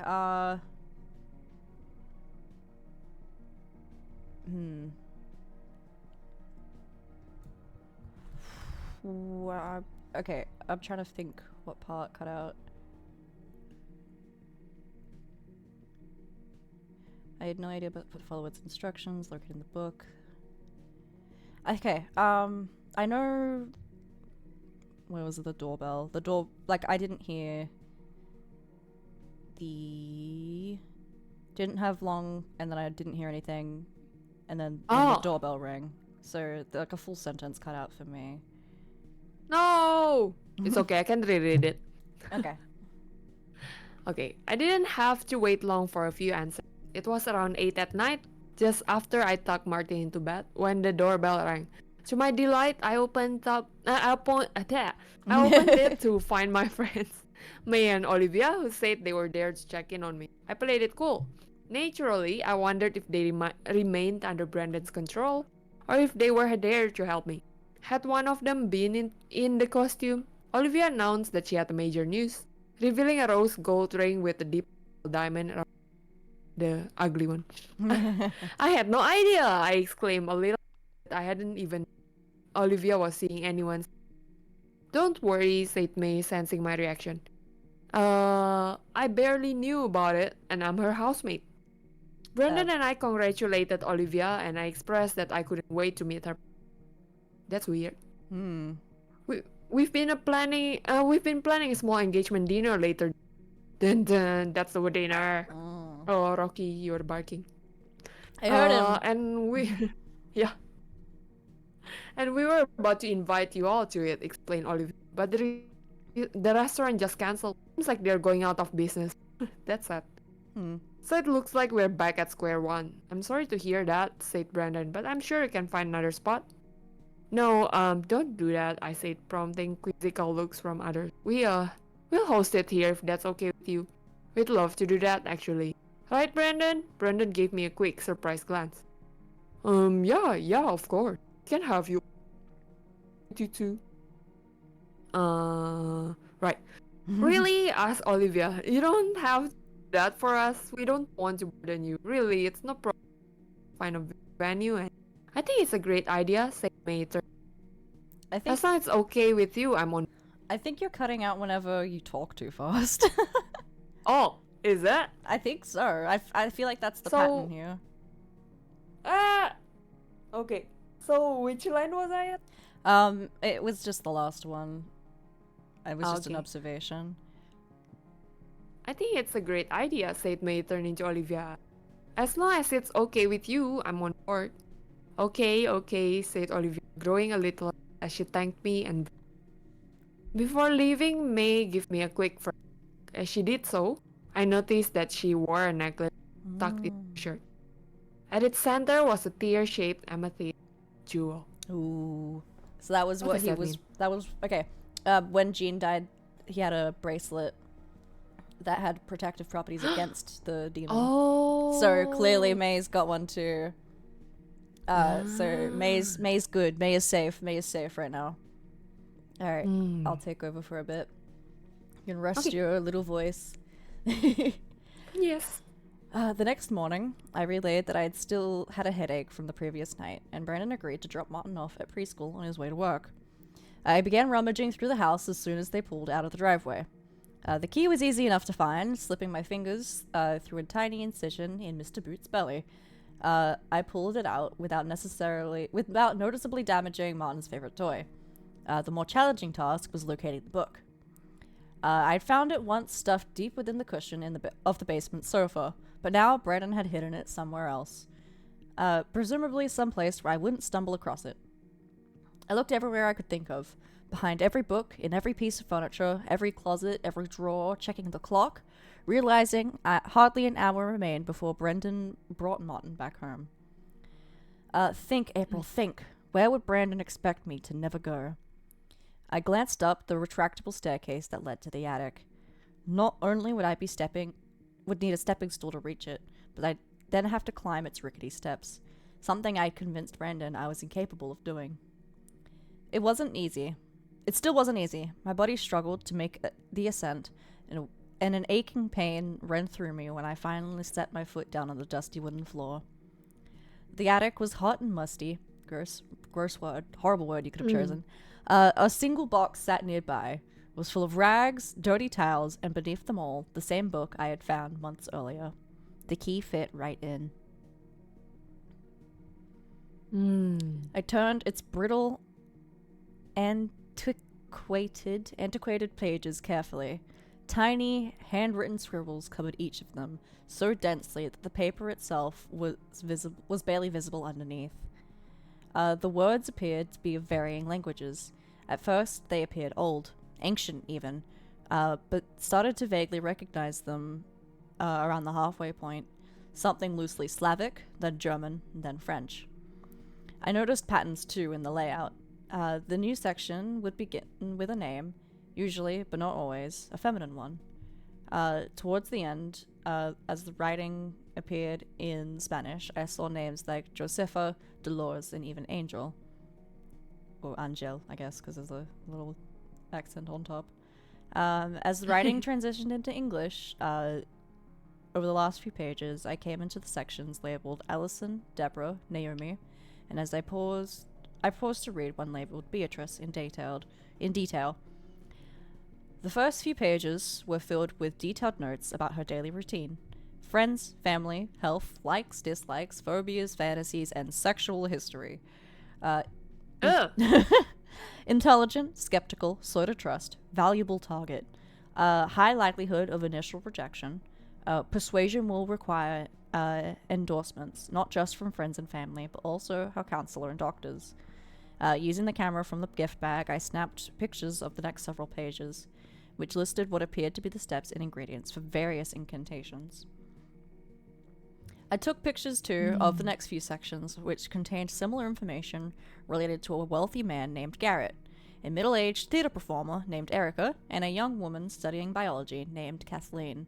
In each case, the notes revealed the extraordinary amount of work Brandon had done studying his targets, followed by the elaborate spells he had used to support his gaslighting routine.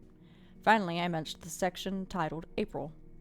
Bracing myself for the discomfort that would follow, I skimmed Brandon's summaries of my background, which mostly consisted of mundane details about my education, career, health, hobbies, and interests, every place over weeks that I had visited, and how I had gotten there. A paragraph about my relationship with Emma described us as deeply in love, and it ended with, parents remain unsupportive/ashamed, will be easy to sway. That's a shame.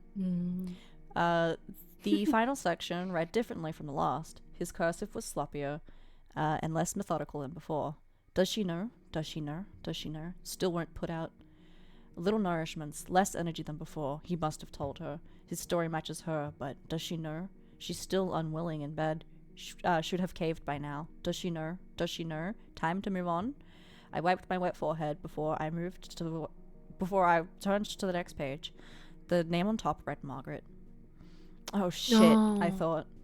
As a horrifying feeling settled upon me, and the details that followed, which appeared incomplete, were of May's life.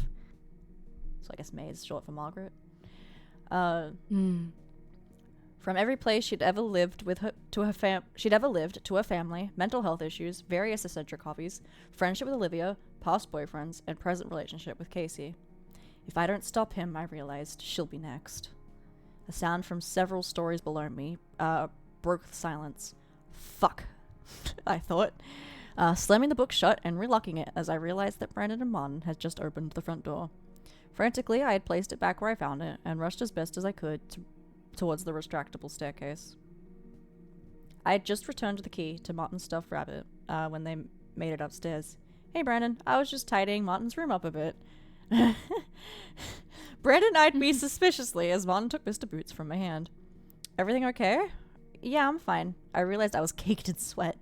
I was trying to clean a bit, and I went up the stairs on my own. I shouldn't have. It was tough, and I barely made it. Oh, honey, said Brandon as he gently embraced me. I know you want to help out, but you need to take care of yourself. Yeah. Late that evening, Brandon led me down to the kitchen to try a dish that he was preparing, explaining that he might serve it at the engagement dinner if it turned out well. Oh god. I sat at the kitchen table as he sliced several tomatoes. Funny thing, he said as he cooked. When I got home today, I noticed the attic door was partially open. I felt my face grow pale. Oh, really? I didn't notice that. Yep, it's almost shut, but not quite. I'm sure I didn't leave it that way. It got me thinking. Thinking about what? About... Brandon stopped talking for a moment as he chopped up a cucumber in a series of rapid, precise movements. About who would have gone up there? It wasn't me. Martin can't reach that high, so that leaves you. Brandon, don't be silly. I forced a smile. I have no reason to go up there, and even if I wanted to, you can barely go upstairs on your own, right? Anyway, food's ready. He placed the salad that he'd been working on before me. Don't start yet, though. There's one more ingredient I still need to add. A fresh a French seasoning I got a sample of today at the farmer's market. Oh, a sample at the farmer's market last weekend. He removed from a cabinet. Oh, he removed from a cabinet a small plastic bag that contained a gray powder. No! Yeah. No! As Brandon brought it closer to me, I recalled what I'd seen before. Oh, where I'd seen it before. Just a few pinches of this, said Brandon as he spread it over my plate. And it's ready. Please, try it. I'm not sure if I'm still hungry. Try it, insisted Brandon. There was a fire in the back of his green eyes. I wanted so badly to smash the plate on the floor and use a kitchen knife to cut Brandon's throat. But instead, I closed my eyes. Just a little bit longer, I repeated myself, remembering the note. This is a test. I can pass it. If I didn't survive this long to fail now. I opened my eyes again. Okay, I'll try it. My shaking hand gripped my fork as I scooped several pieces of lettuce covered in a thin layer of bone dust into my mouth. I chewed, swallowed, and took another bite. It's good. Really good, Brandon. Thank you. He made me finish it, and when my plate was empty, I announced that I was going to bed. Sure, I'll help you up, said Brandon. And as we approached the staircase, I realized I was feeling nauseous.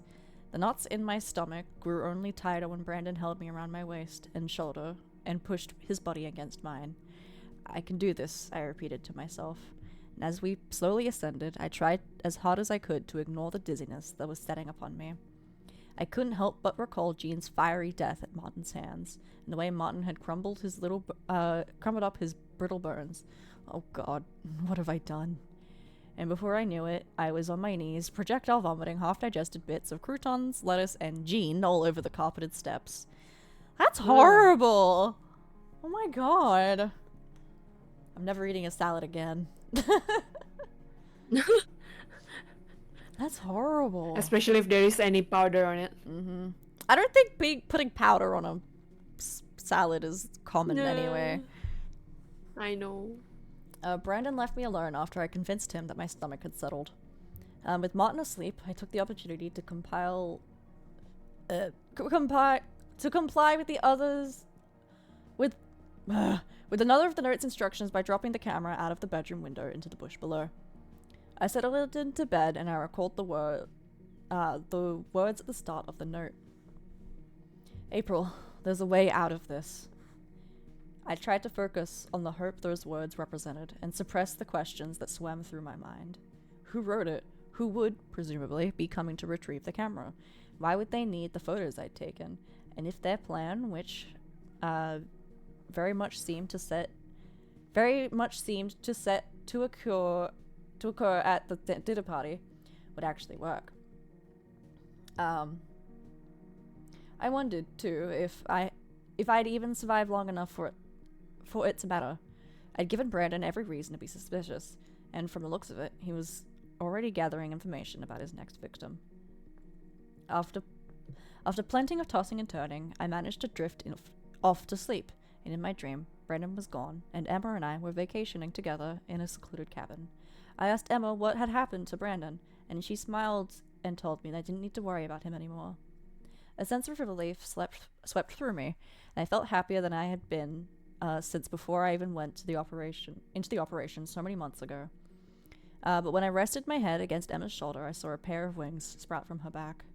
I stepped back as her face fell off, forming into a mask as it hit the floor. Emma appeared before me, now in the diabolical form I had seen Martin transform into at the hospital. No, I cried. It can't be you. Not you too. You really thought you could escape me? He taunted as he leapt towards me. And I woke in a sweat. I was on my stomach, and I had noticed the bed sheets near me absorb a drop of liquid of greenish tint, and another drop followed, and then another, and I froze. I heard whispers from Brandon's voice. It was from Brandon's voice, and it sounded like he was standing right next to me. He was chanting. And it was the same fucking chant Martin had repeated before igniting Jean. So this was it. Brandon was done with me, and he knew I'd been in the attic looking for his book. He knew that I knew the real ingredient he added to the salad, and he knew that I was no longer any use to him. If I tried to run, he'd catch me. If I tried to fight him, he'd win. If I tried nothing, I'd burn. Brandon's chant grew faster, louder. Fuck, what do I do? I thought about what I'd read in Brandon's book, his advances and his comment about Valentine's Day.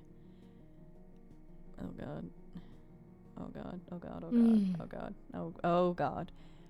Oh god, Sexual content incoming, guys.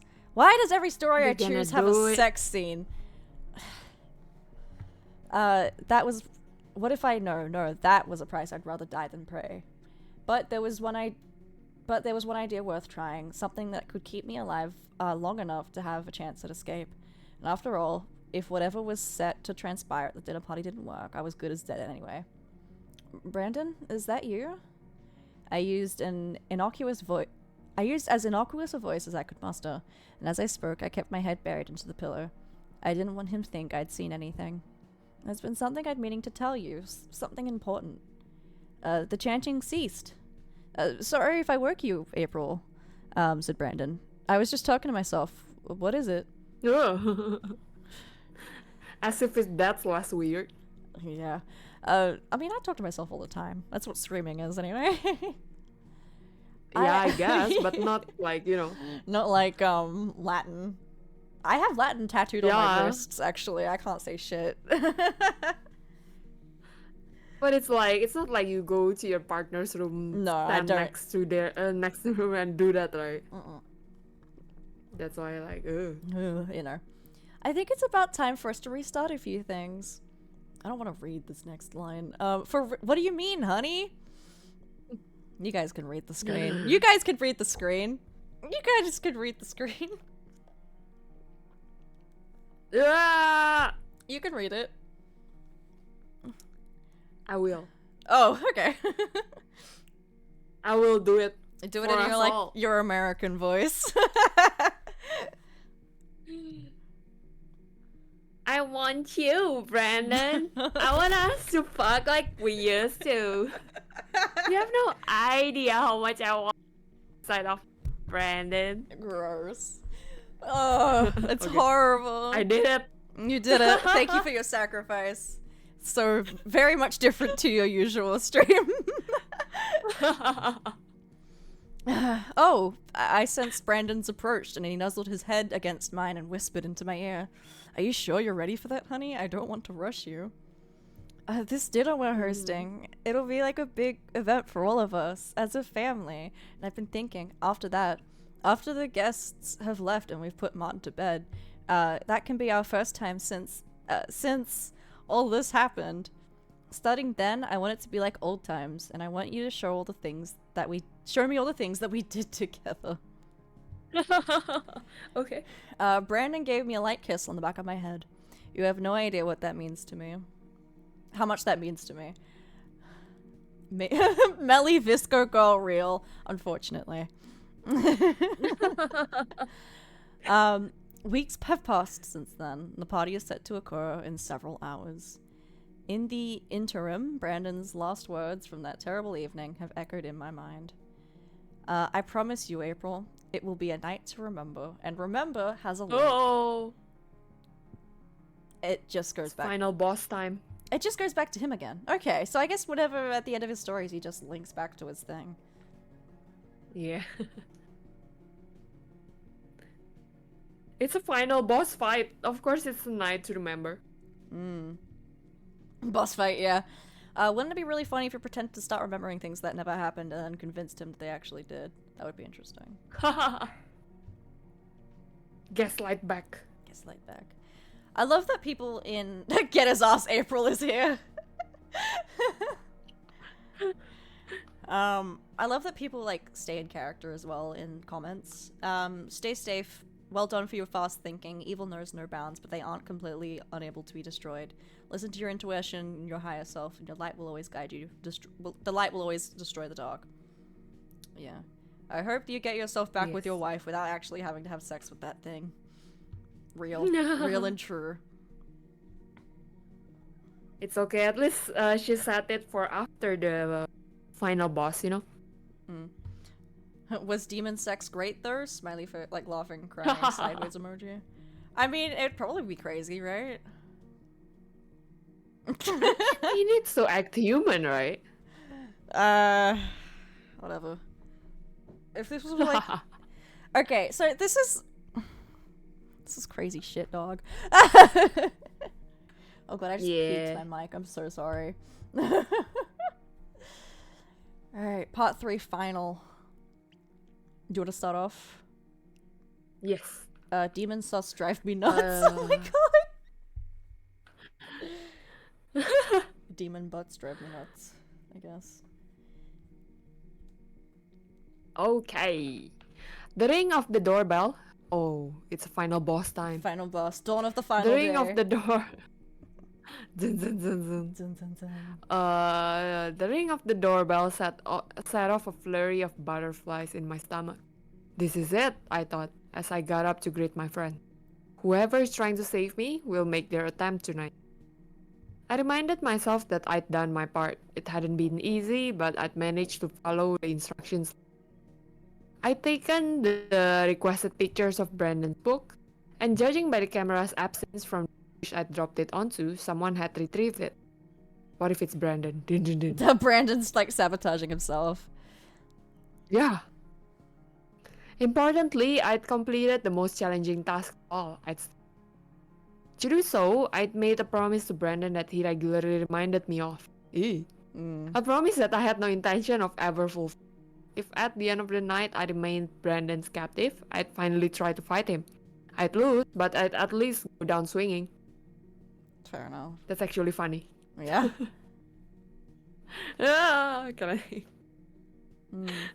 I opened the door to find May and Casey both nicely dressed, the former holding a rectangular. I welcomed them inside and turned towards our remaining guests. My jaw dropped as Olivia introduced me to her. Oh. I instantly recognized her round face and cried, Emma! I blurted out impulsively. She held out her hand, and you must be April. As she thanked me for hosting the dinner, I stood dumbfounded, unsure of what to do. Okay. So Or maybe this is May's plan? I'm thinking this is Emma's plan. Ah. It's kind of nuts. Okay. Yeah. Had my dreams of Emma arriving as my savior come? Was she just pretending to be Olivia's fiancé and really here to engineer set me free? Check it out in a few minutes. Let's go! Back after this ad break. I could press a button had that would do Brandon that, already? actually. Oh, is it? Yeah, I could press a button, it would happen. I won't, but I could. Have you been snoozing it? Nope. People get ads, they get Oh. ads. Dun, dun, dun. Dun, dun, dun. Or had Brandon already outplayed me? This could be his own sick way of taunting me, of showing me that not only was Emma rich, but also forcing me to witness the painful spectacle of warriors in romance with his friends. Yeah. Something wrong? Asked Brandon, noticing my perplexed reaction to Emma. I snapped out of my daze and shook her. No, it's nice to meet you, Emma. Please come in. Come in, come in, come in. Come in. Well, Olivia, are you going to tell them the story about how you two met? Asked May as Brandon poured wine for everyone except. Or at least he knows kids don't drink wine. Yeah, that's true. I always thought, like, the idea of people drinking around a toddler and, like, there's nobody going to be sober always, like, made me uncomfortable. True. I just believe that they know what they're doing. Yeah, I guess. They I mean, drink responsibly. Yeah, like, I've drunk before, so I'm gonna assume it was just, like, one glass, then, like, they're fine. Yeah.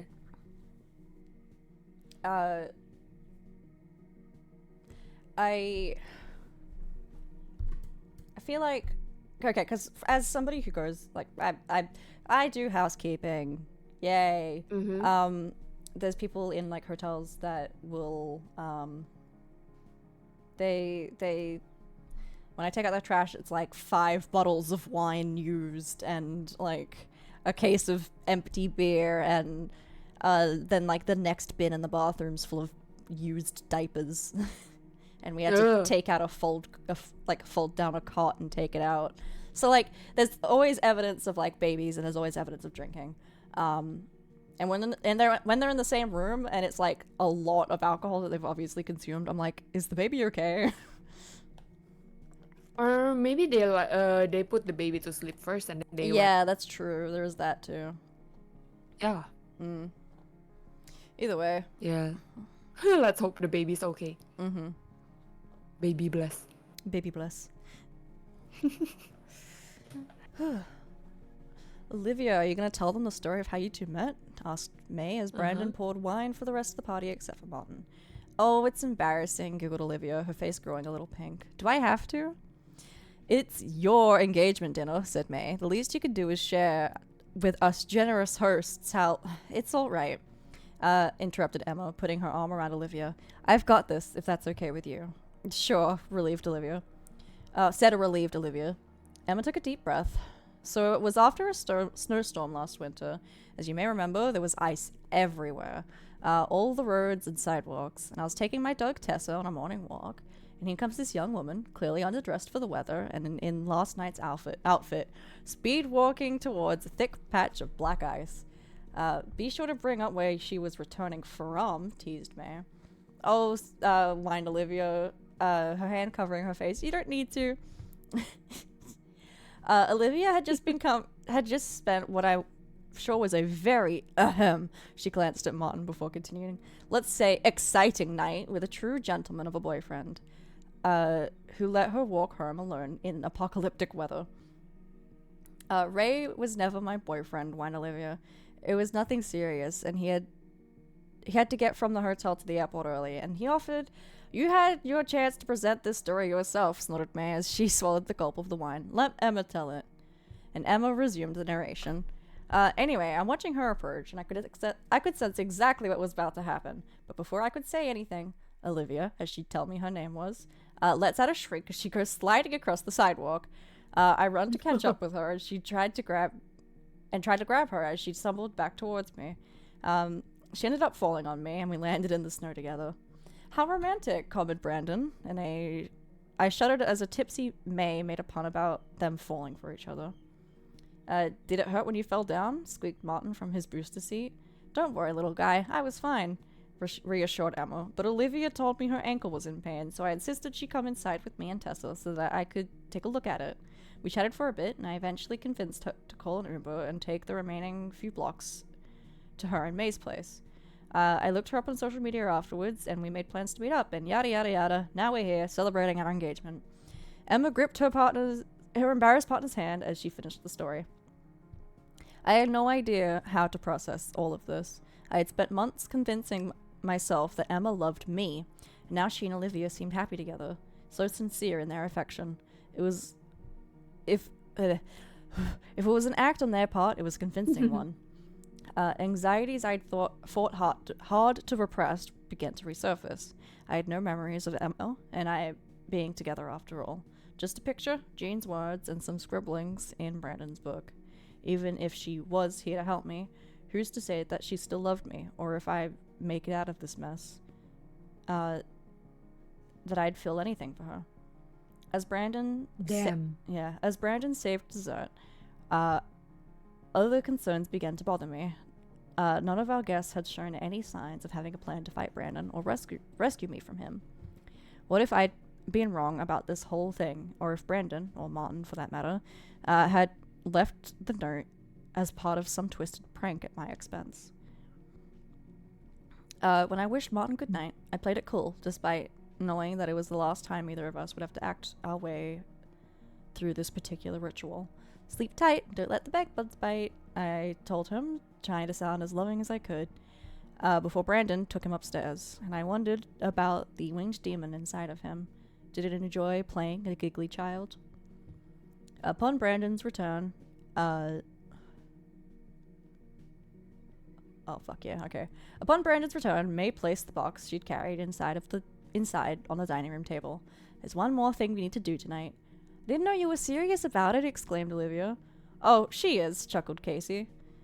She's been telling me about this for weeks. You promised, Olivia, remember, said May. One more time before you move out. Plus, when else are we going to be together like this? One more time of what? Asked Emma. You'll see, replied May with a sly smile. She looked at me. Y'all have a fireplace downstairs, right? They're playing Cards Against Humanity. Yeah, that's a good game. I got that game banned at my school. It was great. Why? It's a very rude game, but my friends and I kept Yeah, I bringing it guess. in. Yeah, it was great. At May's request, we turned off the lamps and ceiling lights. Instead, only the flames from the fireplace and a half-dozen candles that lined the perimeter of the circular table illuminated the detailed design of the Ouija board that May placed on it. Surrounding the usual features of the alphabet, a series of yes, no, and goodbye were finally drawn images of the sun, a crescent moon, a pentagram, and an owl wedged between two human skulls.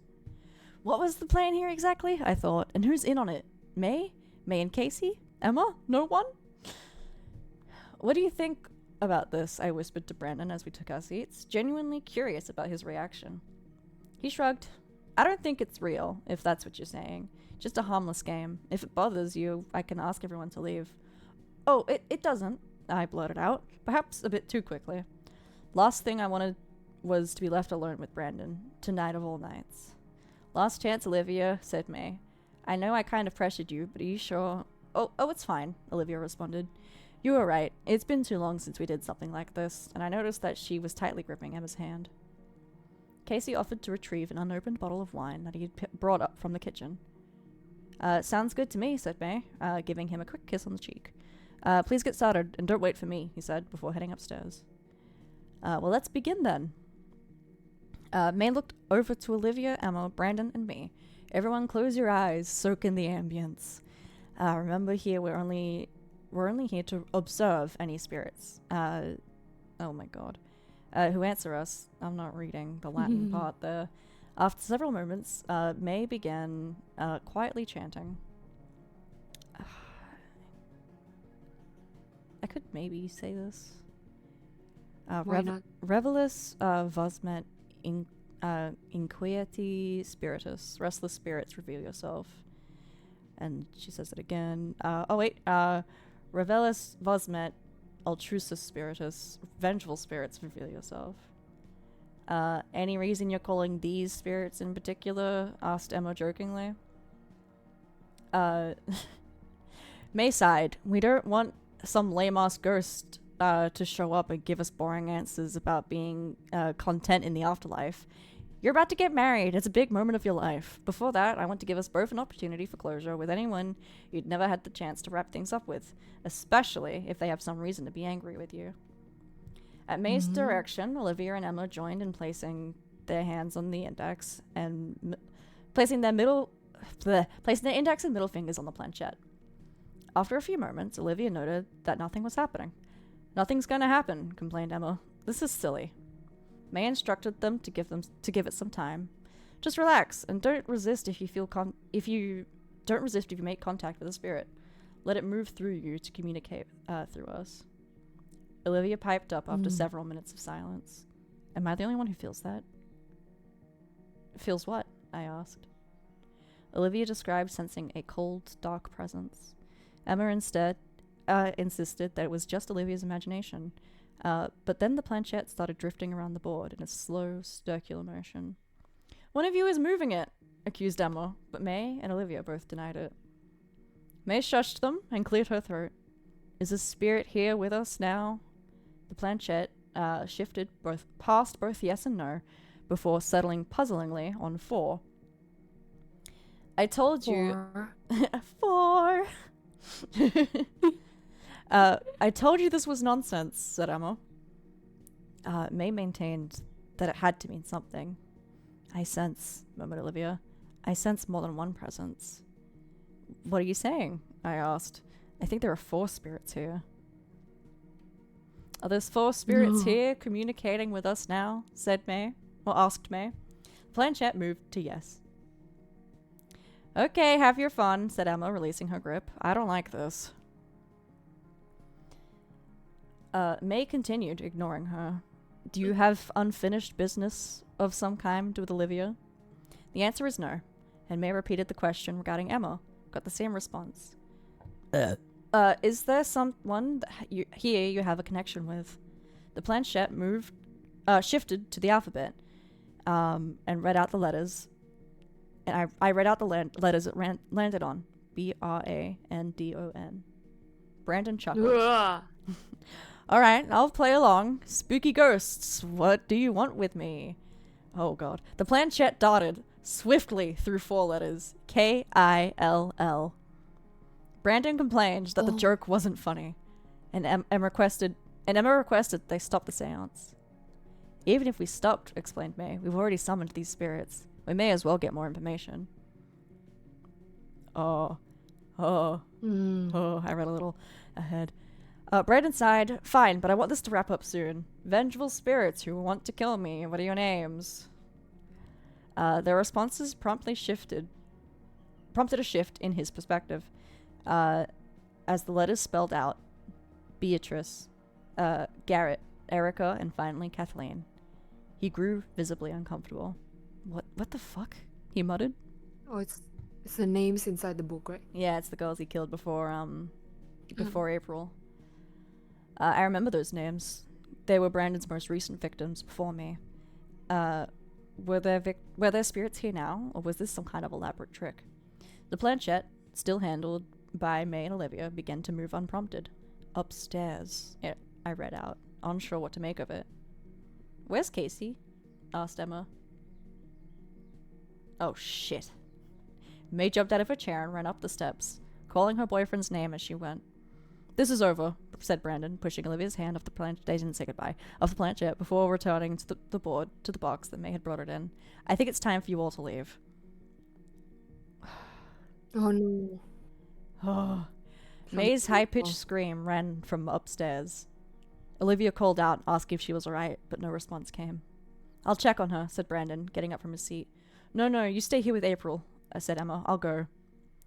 Brandon, Olivia, and I waited at the foot of the stairs as Emma ascended. Oh god, she called down. There's blood everywhere. It feels a little bit funny.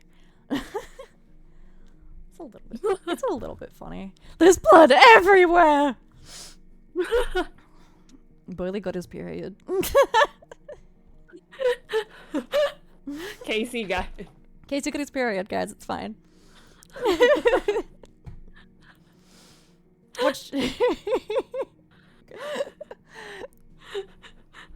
Watch out, Olivia hollered, but it was too late. A shadowy figure from above grabbed Emma around the neck and dragged her out of sight. The door slammed shut. What? Is this Martin?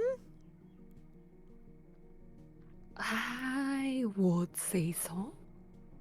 What the fuck's going on? I haven't read a good demon story like this for a while. I think the last time I actually enjoyed a demon story was like when I first watched like the paranormal series. Bye, Emma. Oh. Yeah, bye, Emma. Goodbye, lesbians. Goodbye. Oh no. I think she'll live. Emma I feel like she has plot armor. Oh, okay. Okay then. Olivia and Brandon hurried to it, trying to wedge it open. It's like there's a piece of furniture blocking us, said Brandon. Burp. He glanced down at his feet, noticing a puddle of red liquid from under the door frame onto the top steps. What is this? What's happening?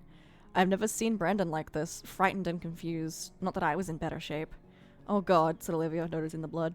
I have to get Emma. Is there any way up there? You'd have to go around the back. Around back? Okay.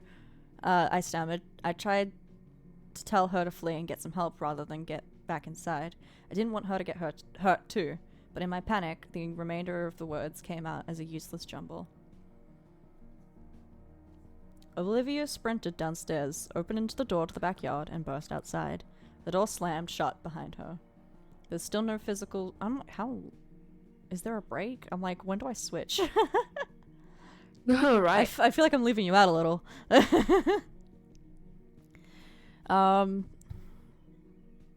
Door slammed shut. Okay. I was still in no physical shape to be traversing the staircase or the hilly landscape, so I waited where I was. My mind struggled to process the events I had witnessed. Had we really summoned the spirits of Brandon's latest victims? If that was the plan, who was in on it? and had it gotten out of hand? Were Casey, May, Olivia, and Emma injured or worse?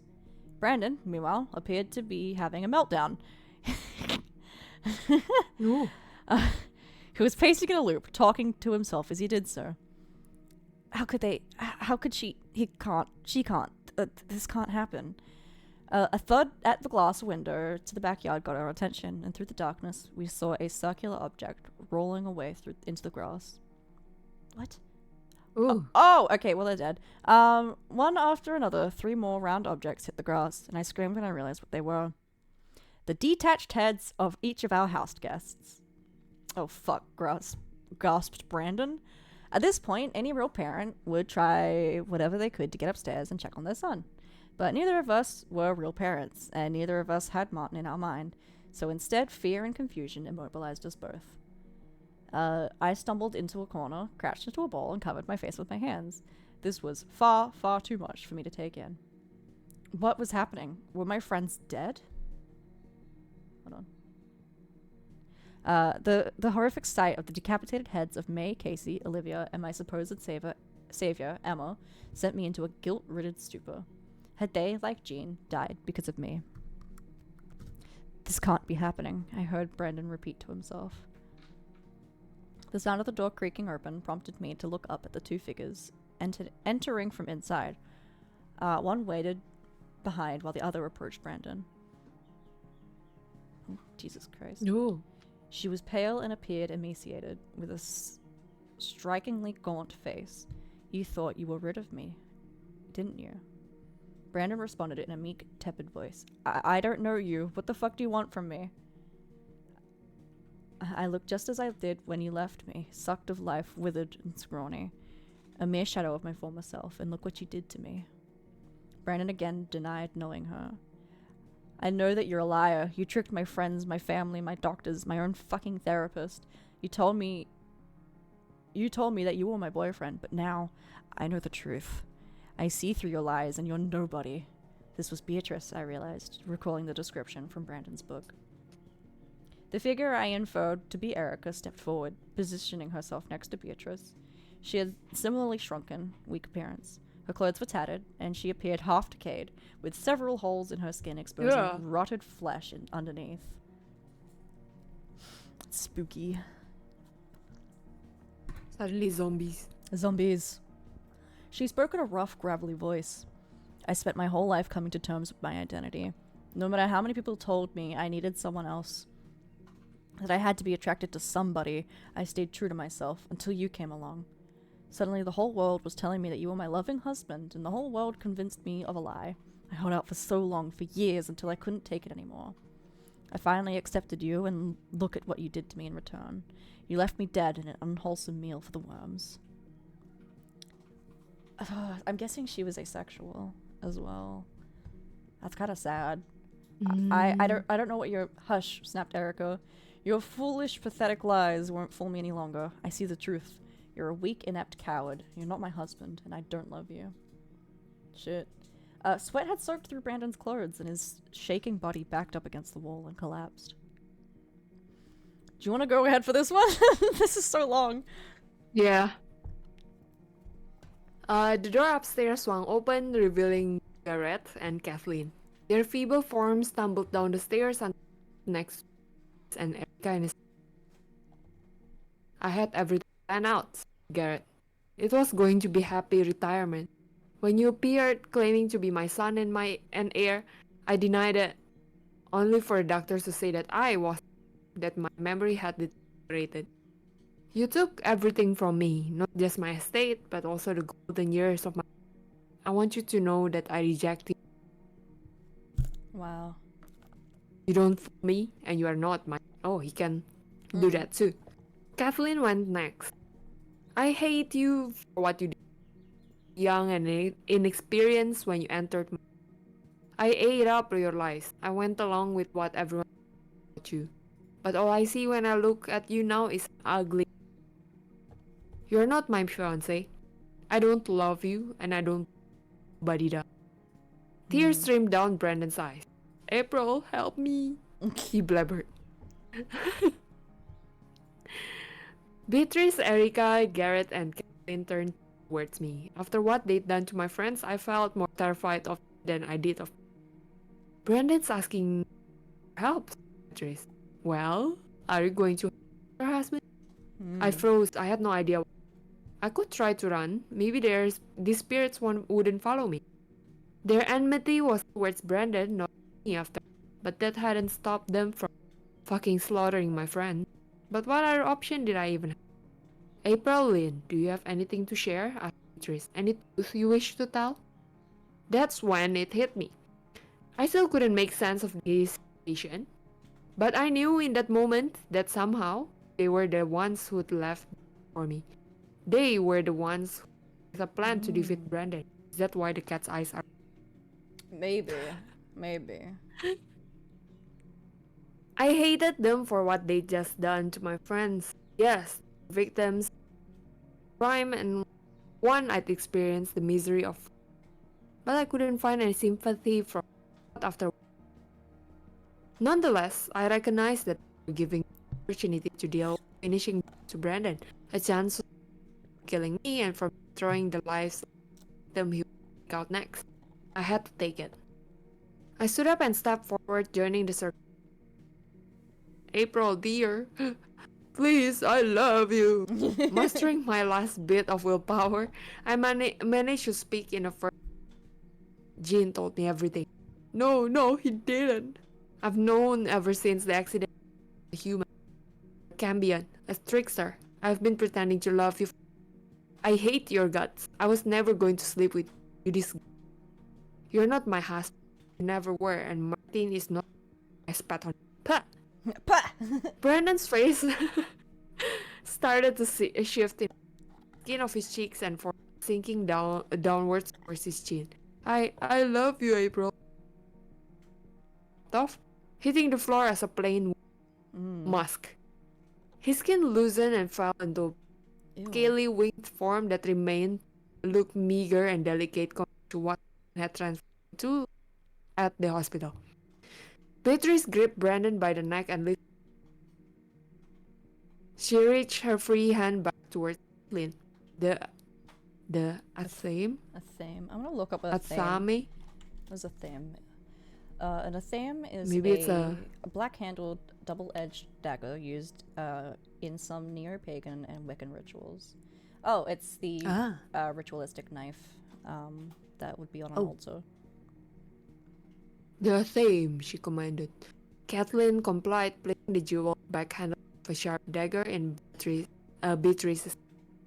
Beatrice stared straight into Brandon's. This is for what you did to April. With rapid motions, she sliced the blade Brandon's throat and then dug it deeply into it. Brandon's lifeless body fell against her in a. His demise brought me little catharsis.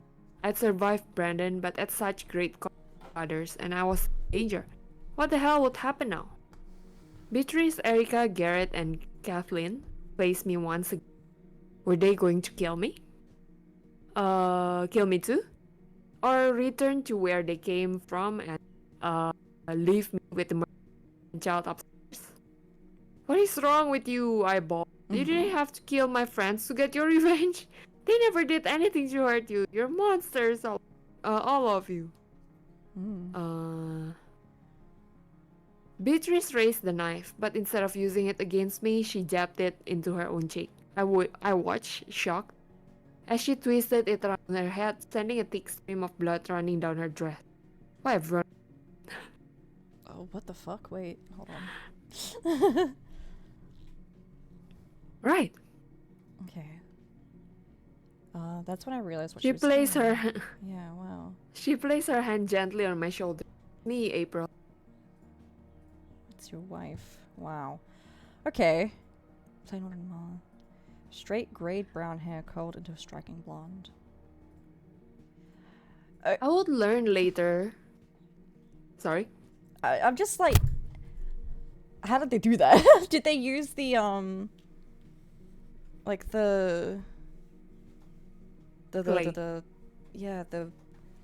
spell maybe that was in the books to like on themselves? Okay, it's still quite... There's a break coming up. You can... If you want to read up till there. Yeah. Okay. Okay. I would learn later just how busy May, Casey, Olivia, Emma had been over the last month. Jean had left Emma with plenty of resources. Books on dark magic, objects charmed influence, and a blade that could penetrate the skin of a cambion in its true form. Emma first connected with May, named Jean had to provide assistance if anything happened to him, and May quickly looped in Casey and Olivia. They each donned and never removed one of the charmed objects. A bracelet for Casey, matching necklace for May. After days of studying Jean's material, May finally developed. It's a long shot, she explained. It could be dangerous and it could very well fail. But if we do everything right, Emma responded without hesitation. Whatever it takes, I'll do it. I'm not leaving April. May listed the materials they need for the base. 2 liters of salt water and 2 pints of blood, one of the untouched and one of the sinful. Mixed with python scales, roots of mullock, garlic, and a pinch of burnt cell grease. What is cell grease? What's that? What are those? It's the one ingredient here. I don't know. What is untouched? Who is sinful? Okay, so untouched is basically virgin blood, and then blood of not virgin. What, married people are sinful? Huh? Well, technically not, because you are married. Cell grease is grey salt in French. It's a coarse granular salt. Comes from solar evaporation from salt pans. It is allowed to come in contact with the bottom of the salt pan before being raked, hence the grey colour. Cell grease is coarser than fleur de sel, but it's a moist salt. Okay, cool. So it's just a different way of getting salt. So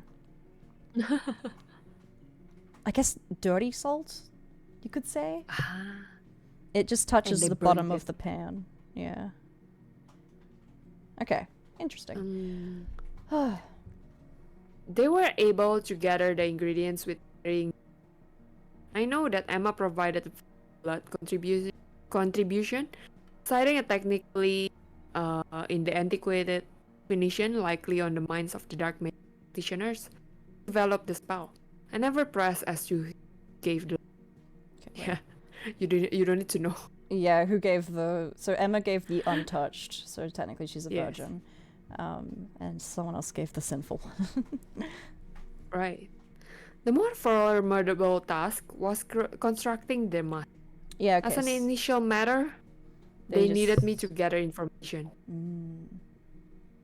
Interesting. So they just used the spell, really, that Brandon had used, but against Brandon. The lesbians are fine, everyone. Yippee! Right, the mask. As an initial matter, they needed me to gather information. I'd found Brandon's once, after all, so surely I could locate it again. They knew that after Jean's stunt, Brandon would be on the alert for any attempt to communicate with him. Costume entertainer had been Casey's idea, though May had been the one who donned the catsuit. I see. They kept the content of the note as vague as they could, such that Brandon wouldn't trace it to them if he did. The most challenging part came after Emma retrieved the camera. In the weeks that followed, they set about identifying the names, the burial sites of each one of Brandon's last victims. At night, they snuck in, shoveled hand, and dug. They just dug up these poor people's graves. Yeah. These excursions required careful planning. After all, the last thing any of them wanted were criminal charges for grave robbing. Wow. At the 6-foot mark, Casey will chisel away at the carpet in case those grousels had drained of life. They weren't after the bodies, stretches of day. which Casey and Emma then spent days carefully crafting into unadorned. Wow. The final steps come the night before the party when May carefully poured all. When they pulled up to my townhouse, May revealed to them their masks, hats, blood, the theme, and the Ouija board. And Casey was prepared to step away at the start of the seance to gather everything they needed from the. Oh, That's so Olivia and smart. Emma. Yeah, it's like a surprise birthday party. Yeah, but like, not. Olivia and Emma had carefully rehearsed their loving couple scenes, something they designed just to justify both Emma's presence and the party itself. And Olivia and May knew direct the punjab. We can do this, May had said. We can, really.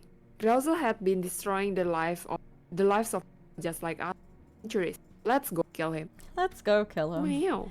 Whee! Alright. Of course, I wouldn't understand any of this until later. Instead, I stood dumbfounded, my jaw fully dropped, as what I'd believed before vengeful spirits reverted to my blood-covered friends.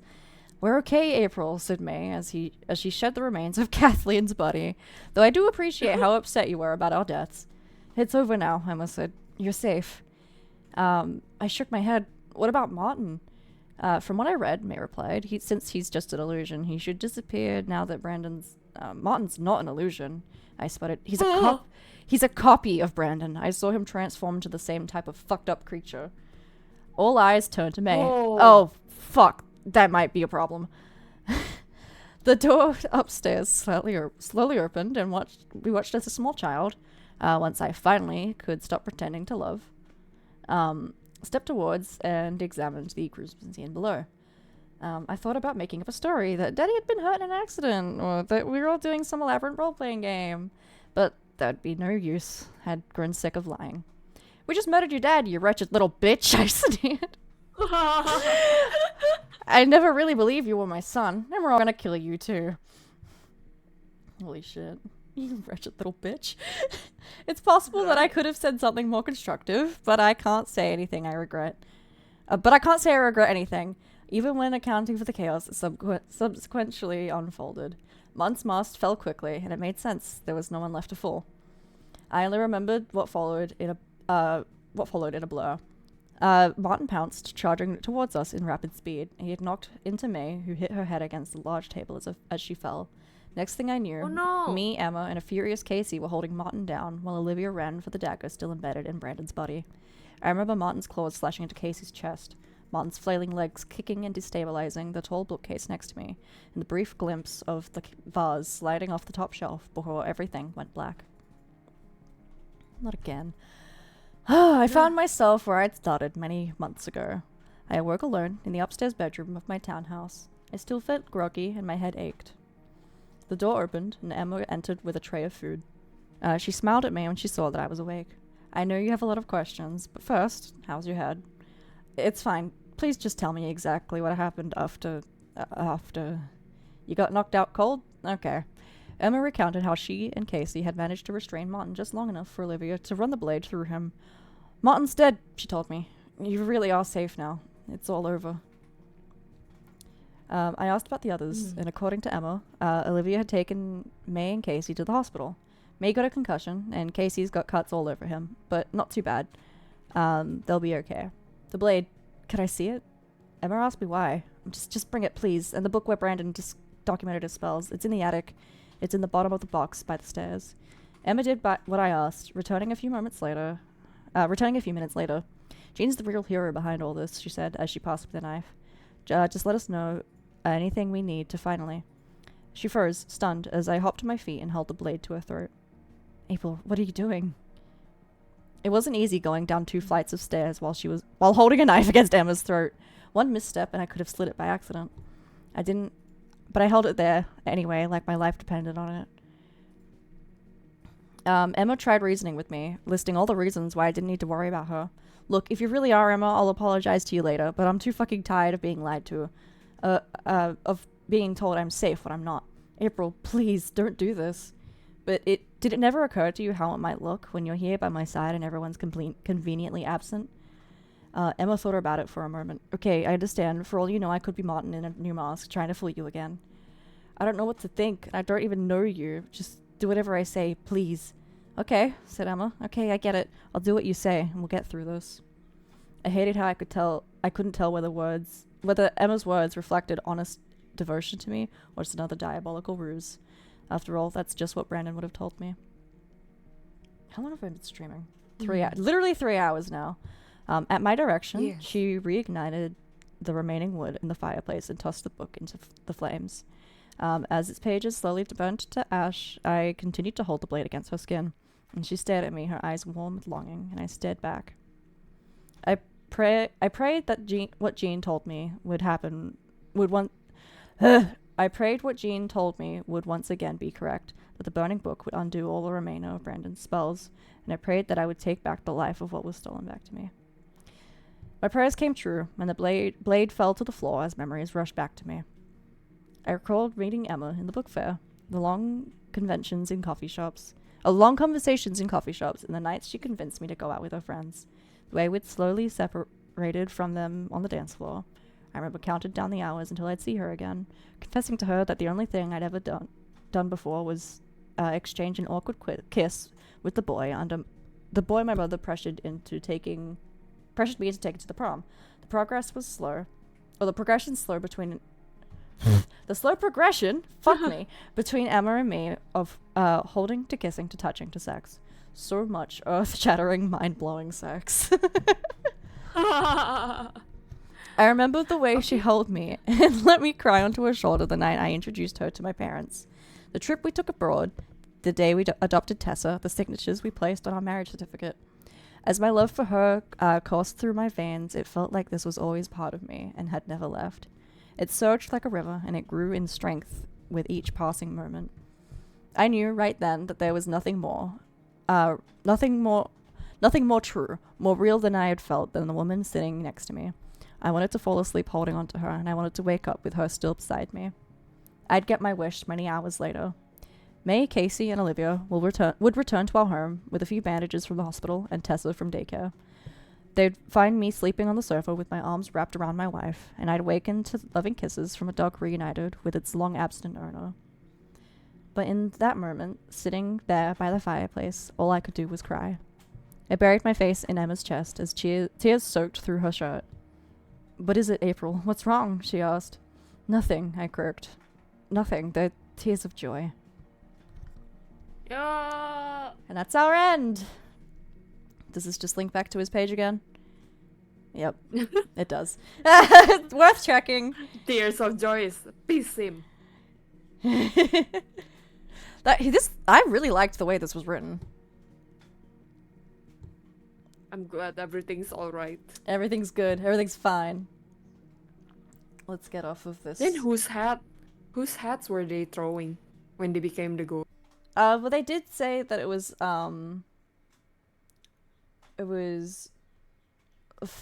prop heads.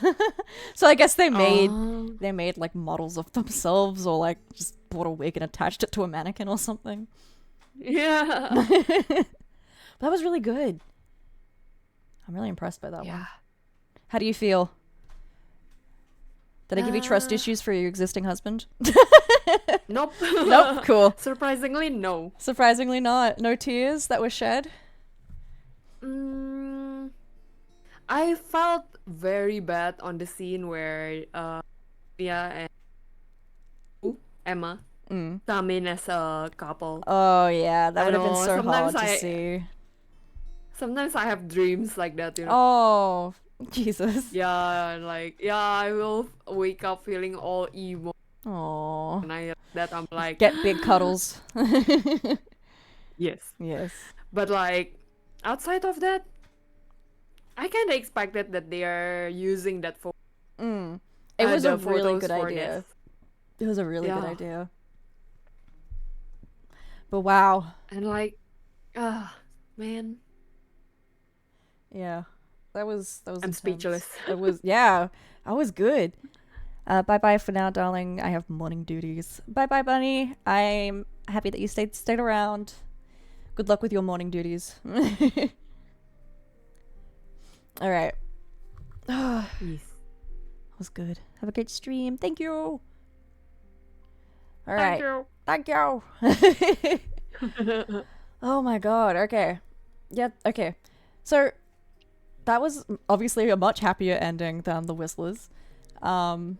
I kind of want to rank the stories as we go, because this is my second time doing the horror corner. So I don't know. I feel like the Whistlers was really good with its tension, but it didn't really resolve too many questions that I had at the end. Yeah. Because gotta go help her on her hospital. It was fun. Bye. Thank you for stopping by for the story. But yeah, the Whistlers, just like what were they? Like what were they? We never got to see them, so like what did they look like, etc. But like I guess that just added to the mystery of the story. But this one, I liked that it had like a romantic line to it in the end, and I loved that they were lesbians. Let's go. And to be honest, I kind of wish that the demon just likes her so much, you know? Yeah, okay. We all know the anime trope of like yanderes and shit. So like it would have been an interesting like if I can't have her, no one can kind of moment, but Yeah. that's like a different genre. Yeah.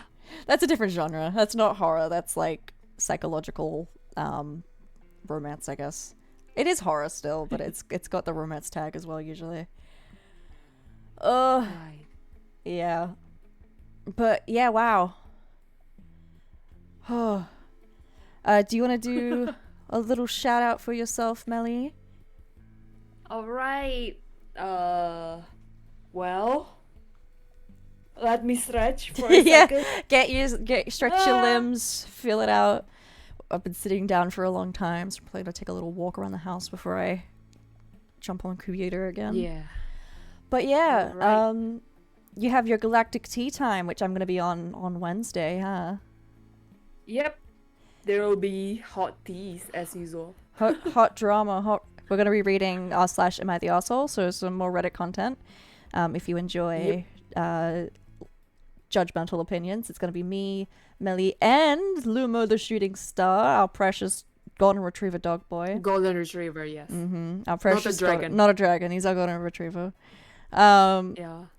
So yeah, if you enjoy Just like some sweet drama, feel free to stop by on Melly's stream only. I won't be here. You have to follow Melly. Twitch.tv/Utsumi Melly. Her little @ should be in my stream title, so go and follow her. She just hit affiliate. I'm so proud of her. yay! I have like You have channel sound points. alerts. Yeah, we have sound alerts like we do in here. Yay! So feel free to There is use no and fart abuse. sound though. Oh, you gotta add the fart sound. Me and Lumo have it. Come on. Fine. You gotta add the fart sound, I Melly. will. I'll put it on 1K. On 1K? Okay. Gotta save up your points to fart on Melly's stream, guys.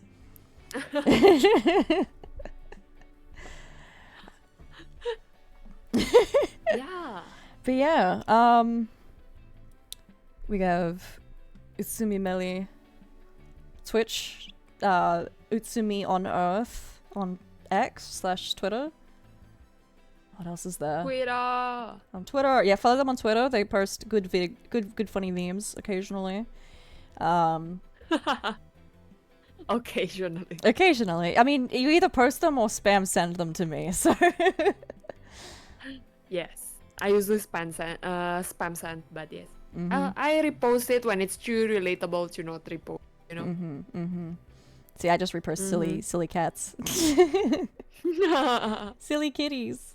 Gotta love them. Yay. Alrighty.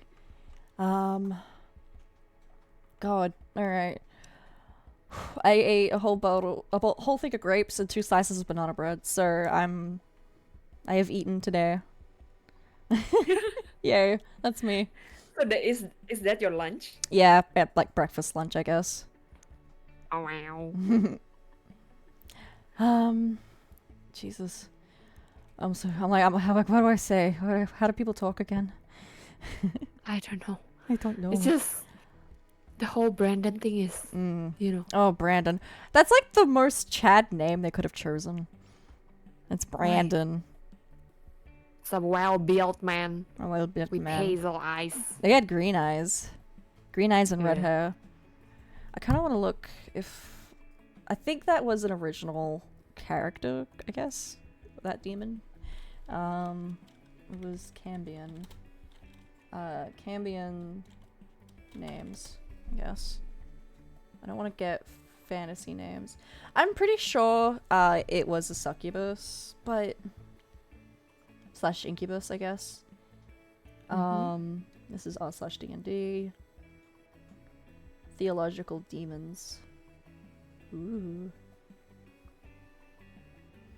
Sources named demonology, eschatology, folklore, and mythology. Well, I just found a new rabbit hole to go through. I love demon names. I'm like, But reading. the name growls. Yeah, that's what I'm like- like searching for right now. A, B, C, D, E, F, G. Here we go. Garp. Godural. Godolta. Gaff. Geki. Hi, Lumo. Hi, Lumo. You're alright. You got back from a trip, so I can't stay. I'm super tired. Get some sleep. I was just promoting our Galactic Tea Time on Wednesday. Yes. So we'll be able to talk and hang out then.